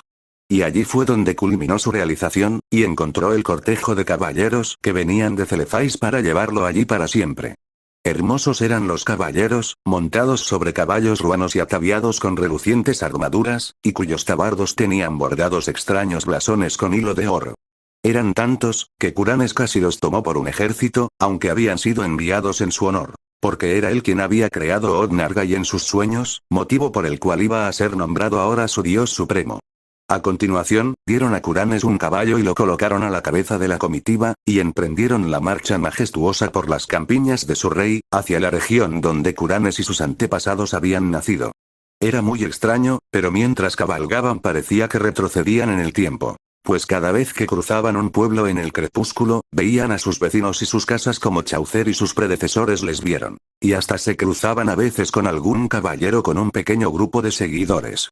Al avecinarse la noche marcharon más deprisa, y no tardaron en galopar tan prodigiosamente como si volaran en el aire. Cuando empezaba a alborear, llegaron a un pueblo que Kuranes había visto agitarse de animación en su niñez, y dormido o muerto durante sus sueños.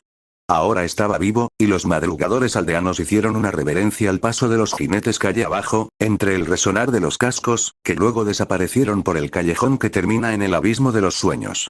Kuranes se había precipitado en ese abismo de noche solamente, y se preguntaba cómo sería de día. Así que miró con ansiedad cuando la columna empezó a acercarse al borde. Y mientras galopaba cuesta arriba hacia el precipicio, una luz radiante y dorada surgió de occidente y vistió el paisaje con refulgentes ropajes. El abismo era un caos hirviente de rosáceo y cerúleo esplendor. Unas voces invisibles cantaban gozosas mientras el séquito de caballeros saltaba al vacío y descendía flotando graciosamente a través de las nubes luminosas y los plateados centelleos. Seguían flotando interminablemente los jinetes, y sus corceles pateaban el éter como si galopasen sobre doradas arenas. Luego, los encendidos vapores se abrieron para revelar un resplandor aún más grande. El resplandor de la ciudad de Celephais, y la costa, más allá. Y el pico que dominaba el mar, y las galeras de vivos colores que zarpan del puerto rumbo a lejanas regiones donde el cielo se junta con el mar. Y Curanes reinó en Odnarga y todas las regiones vecinas de los sueños, y tuvo su corte alternativamente en Celephais y en la Seranian formada de nubes.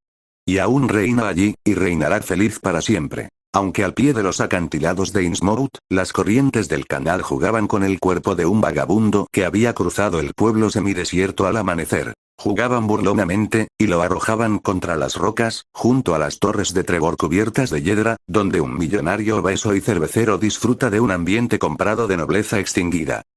Cenizas, hola, Bruce. Hace siglos que no te veo. Entra. Dejé la puerta abierta y me siguió al interior de la habitación. Su flaca y desgarbada figura se acomodó con torpeza en la silla que le ofrecía mientras comenzaba a jugar con su sombrero entre los dedos. Sus profundos ojos tenían un mirar asustado, distraído, y atisbaban furtivos por entre los rincones de la habitación, como si buscasen algo escondido dispuesto a echarse sobre él en cualquier momento. Su rostro estaba ojeroso y sin color. Las comisuras de sus labios tenían un rictus espasmódico. ¿Qué te ocurre, viejo? Parece que has visto un fantasma. Levanta el ánimo. Me acerqué al mueble bar y llené un pequeño vaso con el vino de una botella. Bébete esto. Vació el vaso de un sorbo y continuó jugando con su sombrero. Gracias, Prague. No me siento demasiado bien esta noche. No hace falta que lo digas. ¿Qué es lo que va mal? Malcolm Bruce se agitó inquieto en su silla. Lo miré en silencio, preguntándome qué podía haberle afectado de aquella manera. Conocía a Bruce y lo tenía catalogado como un hombre tranquilo y con voluntad de acero. Verlo en aquel estado de nervios no era normal. Le ofrecí un cigarro, y él lo tomó, mecánicamente. Pero, hasta que Bruce no encendió el segundo cigarrillo, el silencio entre los dos continuó. Su nerviosismo parecía desaparecer poco a poco. Una vez más fue el hombre dominante, seguro de sí mismo, que yo conocía. Prague, empezó, me acaba de suceder la experiencia más diabólica y terrible que puede acontecerle a un hombre. No estoy muy seguro de si debo contártelo o no, pues tengo miedo de que pienses que estoy loco, cosa que no te reprocharía. Pero es cierto, hasta la última palabra. Hizo una dramática pausa y lanzó al aire unos tenues anillos de humo. Sonreí. Ya había escuchado más de una historia de miedo en aquella misma mesa. Debía haber alguna especie de peculiaridad en mi forma de ser que inspiraba confianza a los demás. Me han contado historias tan extrañas que algunos hombres darían años de su vida por escucharlas. Pero, a pesar de mi gusto por lo sobrenatural y peligroso, de mi atracción por el conocimiento de lejanas e inexploradas regiones, me he visto condenado a una vida prosaica y aburrida, con un trabajo anodino. ¿Has oído hablar alguna vez del profesor Van Allister? Preguntó Bruce. ¿Quieres decir de Arthur Van Allister? El mismo. O sea que le conoces. Desde luego. Hace años que le conozco. Desde el momento en que renunció a su profesorado de química en la escuela para dedicarse a sus experimentos. Yo le ayudé a diseñar el laboratorio insonorizado en el ático de su casa. Después comenzó a estar tan embebido en su trabajo que no tenía tiempo de ser amable con nadie. Recordarás, Prague, que cuando ambos estábamos en la escuela, yo era muy aficionado a la química. Asentí, y Bruce siguió hablando. Hace unos 4 meses yo estaba buscando trabajo. Van Allister publicó un anuncio en el que requería un ayudante, y yo le contesté.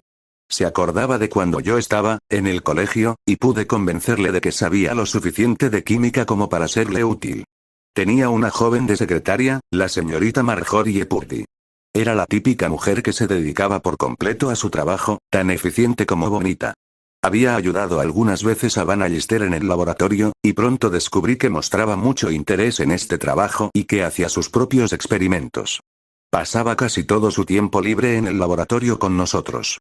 Solo era cuestión de tiempo que tanta camaradería se convirtiese en una profunda amistad, de tal forma que llegó un momento en el que yo dependía de su ayuda en mis experimentos más difíciles, cuando el profesor estaba ocupado. Jamás vi que titubease ante mis requerimientos. Aquella chica se desenvolvía con la química como el pato en el agua. Hace aproximadamente 2 meses el profesor Van Allister dividió el laboratorio en 2 estancias, quedando una de ellas para su uso personal. Nos dijo que iba a realizar una serie de experimentos que, si tenían éxito, le darían una fama universal. Se negó firmemente a darnos cualquier tipo de información sobre sus características. Por entonces, la señorita Purdy y yo estábamos solos cada vez más tiempo. El profesor permanecía encerrado en su habitación durante días y no aparecía ni tan siquiera para comer. Esto también nos permitía tener más tiempo libre. Nuestra amistad se hizo más fuerte. Sentía una creciente admiración por la delicada joven que parecía moverse con genuina seguridad entre olorosos frascos y densas mezclas químicas, embutida en ropas blancas desde la cabeza a los pies, incluyendo los guantes de goma que llevaba en las manos. Anteayer, Van Allister nos invitó a su cuarto de trabajo. Por fin lo he conseguido, dijo, mostrándonos un pequeño recipiente que contenía un líquido incoloro. Aquí tengo lo que va a ser el mayor descubrimiento químico jamás conocido. Voy a probar delante de vosotros su eficacia. Bruce, ¿podrías traerme uno de los conejos, por favor? Fui a la otra habitación y cogí uno de los conejos que guardamos, junto con las cobayas, para nuestros experimentos. Puso al pequeño animalillo en una caja de cristal lo suficientemente grande para que cutiese y cerró la tapa. Después colocó un embudo de cristal en un pequeño agujero que había sobre la tapa. Nos acercamos para ver mejor. Destapó el recipiente y echó su contenido sobre la caja donde estaba el conejillo. Ahora vamos a descubrir si mis semanas de esfuerzos continuados han tenido éxito o han fracasado. Lenta, metódicamente, vació el contenido del frasco en el embudo, mientras veíamos cómo el líquido se esparcía por el recipiente donde estaba el aterrado animalillo. La señorita Purdy emitió un grito de asombro, mientras que yo parpadeaba para asegurarme de que lo que veía era cierto. Pues en el sitio donde hacía solo unos momentos había habido un conejo vivo y aterrado, ahora no habla más que un montoncito de livianas, blancas cenizas. El profesor Van Allister se volvió hacia nosotros con un aire de triunfal satisfacción. De su rostro emanaba un júbilo malsano y sus ojos brillaban con una expresión salvaje y cruel. Su voz adoptó un tono de superioridad cuando nos dijo: Bruce, y usted también, señorita Purdy, habéis tenido el privilegio de contemplar el éxito de los resultados de una fórmula que revolucionará el mundo. Este preparado reduce instantáneamente a cenizas a cualquier objeto que toque, excepto al cristal. Pensad en lo que puede significar. Un ejército equipado con bombas de cristal llenas con mi fórmula podría ser capaz de aniquilar el mundo. Madera, metal, piedra, ladrillo, cualquier cosa, desaparecerían ante su paso, sin dejar más restos que lo mismo que ha quedado del conejillo con el que he experimentado, un montoncito de tenues, blancas cenizas. Miré a la señorita Purdy. Su rostro estaba tan blanco como la bata que vestía. Esperarnos a que Van Allister recogiera en un pequeño frasco todo lo que había quedado del conejillo. Debo admitir que mi mente estaba helada cuando me dijo que podíamos irnos. Le dejarnos solo tras las pesadas puertas que separaban su cuarto de trabajo. Una vez a salvo y solos, la señorita Purdy no pudo contener sus nervios. Sufrió un desmayo y habría caído al suelo si yo no la hubiese sujetado en mis brazos. La sensación de su cuerpo delicado y tembloroso sobre el mío era insoportable.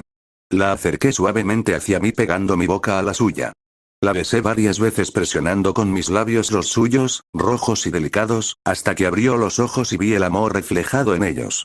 Después de una deliciosa eternidad volvimos de nuevo a la Tierra, con el suficiente conocimiento como para darnos cuenta de que aquel laboratorio no era el lugar más idóneo para aquellas ardientes demostraciones. En cualquier momento, el profesor podía salir de su retiro y, dado su estado actual de ánimo, no sabíamos qué podía ocurrir si nos descubría en aquella amorosa actitud. Pasé el resto de la jornada como en un sueño. Me asombraba de que fuese capaz de seguir con mi trabajo en tal estado. Actuaba como un autómata, una máquina bien engrasada, ocupándose mecánicamente de sus tareas, mientras que mi mente vagaba por lejanas y deliciosas regiones de ensueño. Marjorie estuvo ocupada con sus tareas de secretaria durante el resto del día, y procuré no mirarla ni una sola vez hasta que mis ocupaciones en el laboratorio estuvieron terminadas. Aquella noche nos dedicamos a disfrutar de nuestra nueva felicidad. Prague, recordaré esa noche mientras viva. El momento más feliz de mi vida fue cuando Marjorie Purdy me dijo que se casaría conmigo. Ayer fue otro día de éxtasis y arrobamiento. Transcurrió la jornada con dulces sentimientos mientras trabajaba. Luego siguió otra noche de amor. Si nunca has amado a una mujer en la vida, Prague, a la única mujer del mundo, no podrás entender el delirio que te produce pensar en ella. Y Marjorie hacía que pensase continuamente en ella. Se dio sin reservas a mí. Hacia el mediodía de hoy tuve que salir a la farmacia a comprar unos productos que necesitaba para completar uno de mis experimentos. Cuando volví eché de menos la presencia de Marjorie. Miré si todavía estaban su sombrero y su abrigo, pero no fue así. No había visto al profesor desde el experimento con el conejillo, ya que estaba encerrado en su cuarto de trabajo. Pregunté a la servidumbre, pero ninguno la había visto salir de la casa, ni les había dejado ningún mensaje dirigido a mí. Según iba atardeciendo, la sensación de angustia se agrandaba. Pronto se hizo de noche y seguía sin rastro de mi querida niña. Ya no tenía ganas de trabajar. Comencé a caminar de un lado a otro de la habitación como un tigre enjaulado. En cuanto sonaba el teléfono o el timbre de la puerta, renacían en mí las esperanzas de volver a escuchar su voz, pero todas las veces fue en vano. Cada minuto se alargaba una hora, cada hora una eternidad. Buen Dios, Prague. No puedes imaginarte cuánto he sufrido. Desde las cumbres del amor sublime me he visto sumido en las más oscuras cimas de la desesperación. Ante mis ojos aparecían las más horribles visiones, los peores hechos que pudieran acontecer. Y seguía sin volver a escuchar su voz. Parecía que había pasado una vida entera, aunque al mirar el reloj me di cuenta de que solo eran las 7:30, cuando el mayordomo me dijo que Van Allister requería mi presencia en el laboratorio. No tenía ningunas ganas de hacer experimentos, pero mientras estuviese bajo su techo él era mi maestro, y me veía obligado a obedecerle. El profesor estaba en su cuarto de trabajo, con la puerta ligeramente abierta. Me dijo que me acercase y que cerrara la puerta del laboratorio. Debido a mi estado de ánimo en aquellos momentos, mi mente actuó como una cámara fotográfica, registrando todos los hechos que sucedieron a continuación. En el centro de la habitación, sobre una alta mesa de mármol, habla un recipiente de cristal del tamaño y forma aproximados de un ataúd. Rebosaba del mismo líquido incoloro que había estado dentro de la pequeña botella, 2 días antes. A la izquierda, sobre un taburete de cristal, había otro frasco de cristal. No pude reprimir un escalofrío involuntario cuando vi que estaba lleno de ligeras, blancas cenizas. De repente, vi algo más que hizo que mi corazón dejase de latir. Sobre una silla, en un rincón de la habitación, reposaban el sombrero y el abrigo de la mujer que había decidido unir su vida a la mía. La mujer a la que yo había jurado lealtad y protección mientras durasen nuestras vidas. Mis sentidos se nublaron, mi alma se colmó de pánico, cuando me di cuenta de lo que había sucedido. No podía haber otra explicación. Las cenizas del frasco era todo lo que había quedado de Marjorie Purdy. El mundo quedó suspendido durante unos largos, terribles instantes. Después me volví un loco ceñudo con un solo objetivo. Lo siguiente que soy capaz de recordar es la imagen del profesor y la mía forcejeando desesperadamente. Aunque ya era viejo, aún conservaba una fuerza similar a la mía, y además tenía la ventaja añadida de su estado de tranquilidad y autocontrol. Poco a poco fue empujándome hacia el recipiente de cristal. En breves instantes, mis cenizas se mezclarían con las de la mujer que había amado. Choqué contra el taburete y mis dedos se cerraron sobre el frasco que contenía las cenizas. Con un último y supremo esfuerzo, lo levanté por encima de mi cabeza y golpeé el cráneo de mi oponente con todas las fuerzas que me quedaban. Sus brazos se relajaron de inmediato y su desvaída figura cayó al suelo inconsciente. Aún bajo los efectos del acaloramiento, levanté el silencioso cuerpo del profesor y con mucho cuidado, bastante más del que había mostrado al golpearle, introduje el cuerpo en el cajón de la muerte. Desapareció en un instante. Tanto el líquido como el profesor se habían esfumado, y en su lugar solo quedaba un pequeño montoncito de livianas, blancas cenizas. Pero, mientras contemplaba el resultado de mi acción y fueron pasando los efectos de mi locura, tuve que enfrentarme ante la dura y fría verdad. Había asesinado a una persona. Una calma antinatural se apoderó de mí. Sabía que no quedaba ni un solo rastro que pudiera delatarme, exceptuando el hecho de que yo había sido la última persona que había sido vista con el profesor. Por otra parte, no había más que cenizas. Me puse el sombrero y el abrigo, y le dije al mayordomo que el profesor me había dado estrictas órdenes de que no se le molestase, indicándome también que podía tomarme el resto de la tarde.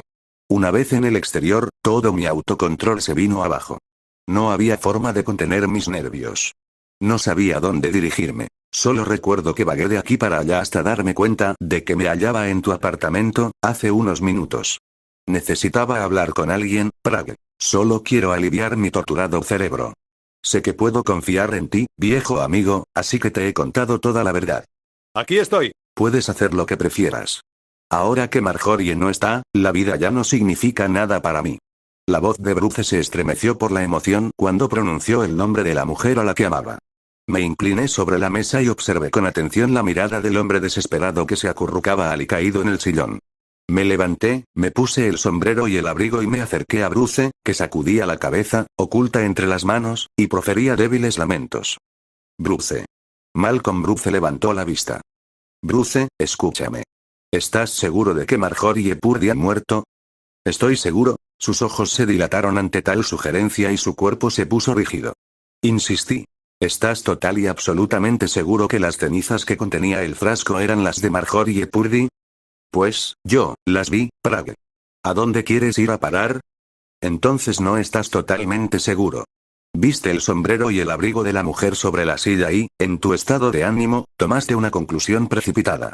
Las cenizas tienen que ser las de la mujer desaparecida, el profesor ha experimentado con ella, y cosas por el estilo. Vamos, seguramente Van Allister te dijo algo. No sé qué pudo decir. Ya te he dicho que me convertí en un loco salvaje. Entonces tienes que venir conmigo. Si no ha muerto, tiene que hallarse en algún rincón de la casa, y si está allí, tenemos que encontrarla. Ya en la calle, paramos un taxi y en breves instantes el mayordomo nos permitió entrar en la casa de Van Allister. Bruce abrió el laboratorio con su llave. La puerta del cuarto de trabajo del profesor aún estaba entornada. Mis ojos barrieron la habitación reconociendo todos sus rincones. A la izquierda, cerca de la ventana, había una puerta cerrada. Atravesé la habitación y tiré del manillar, pero ni tan siquiera se movió. ¿A dónde da? Es solo una antesala donde el profesor acostumbra a guardar sus aparatos. Es igual, hay que abrir esta puerta, insistí, ceñudo. Retrocedí unos pasos y di una fuerte patada sobre la madera. Después de varios intentos, la cerradura saltó, dejándonos el paso libre. Bruce, con un grito inarticulado, atravesó la habitación hasta situarse ante un arca de caoba. Escogió una de las llaves de su llavero, la metió en la cerradura y abrió la tapa con manos temblorosas. Aquí está, Prague. Rápido. Tiene que darle el aire. Entre los dos llevamos el desmayado cuerpo de la mujer hasta el laboratorio. Bruce preparó una infusión que hizo resbalar por entre sus labios. Después de unos momentos, sus ojos comenzaron a abrirse. Miró asombrada el cuarto donde se hallaba, hasta que reparó en Bruce y sus ojos se iluminaron de repente con la felicidad de encontrarle allí. Más tarde, después de los primeros intercambios de palabras, la mujer nos contó todo lo que había sucedido. Cuando Malcolm se fue, al atardecer, el profesor me hizo llamar a su cuarto de trabajo. Como me mandaba frecuentemente a hacer algún que otro recado, pensé que este era el motivo y cogí el abrigo y el sombrero para ganar tiempo. Cerró la puerta del pequeño cuarto y, sin previo aviso, me atacó por detrás. Pronto me dominó y me ató las manos y los pies. Era imposible que nadie me oyese. Como ya sabes, el laboratorio está totalmente insonorizado. Entonces sacó un mastín que debía haber atrapado de algún sitio y lo redujo a cenizas delante de mis ojos. Luego puso las cenizas en un frasco de cristal sobre el taburete que hay en el laboratorio. Se dirigió a la pequeña antesala y sacó esa especie de ataúd de cristal del arca que habéis visto. Por lo menos eso parecía a mis aterrados sentidos. Vertió la suficiente cantidad de ese horrible líquido como para rebosar el recipiente. Entonces me dijo algo que es lo único que recuerdo. Tenía la intención de experimentar su compuesto con una persona humana. Se estremeció ante el recuerdo. Empezó a ponderar sobre el privilegio que era ser la primera persona en dar su vida por una causa tan digna. Después, con toda la calma del mundo, me comunicó que te había elegido a ti como conejillo de Indias, y que yo sería la testigo de su éxito. Me desmayé. El profesor debía tener miedo de que alguien se enterase, pues lo siguiente que recuerdo es que me desperté dentro del arcón en donde me habéis encontrado. Era sofocante. Cada vez me costaba más respirar. Pensaba en ti, Malcolm, en las horas maravillosas y felices que habíamos pasado juntos los últimos días. No sabía qué haría cuando tú no estuvieses. Rogué, incluso, que me matara a mí también. Tenía la garganta dolorida y seca. Todo comenzó a oscurecerse. Por fin, desperté para encontrarme a tu lado, Malcolm. Su voz era un susurro nervioso y ronco. ¿Dónde está el profesor? Bruce la llevó en silencio hasta el laboratorio. Ella se estremeció ante la visión del ataúd de cristal. Todavía en silencio, Bruce se dirigió directamente al recipiente, y, cogiendo en su mano un puñado de livianas, blancas cenizas, dejó que resbalasen suavemente entre sus dedos.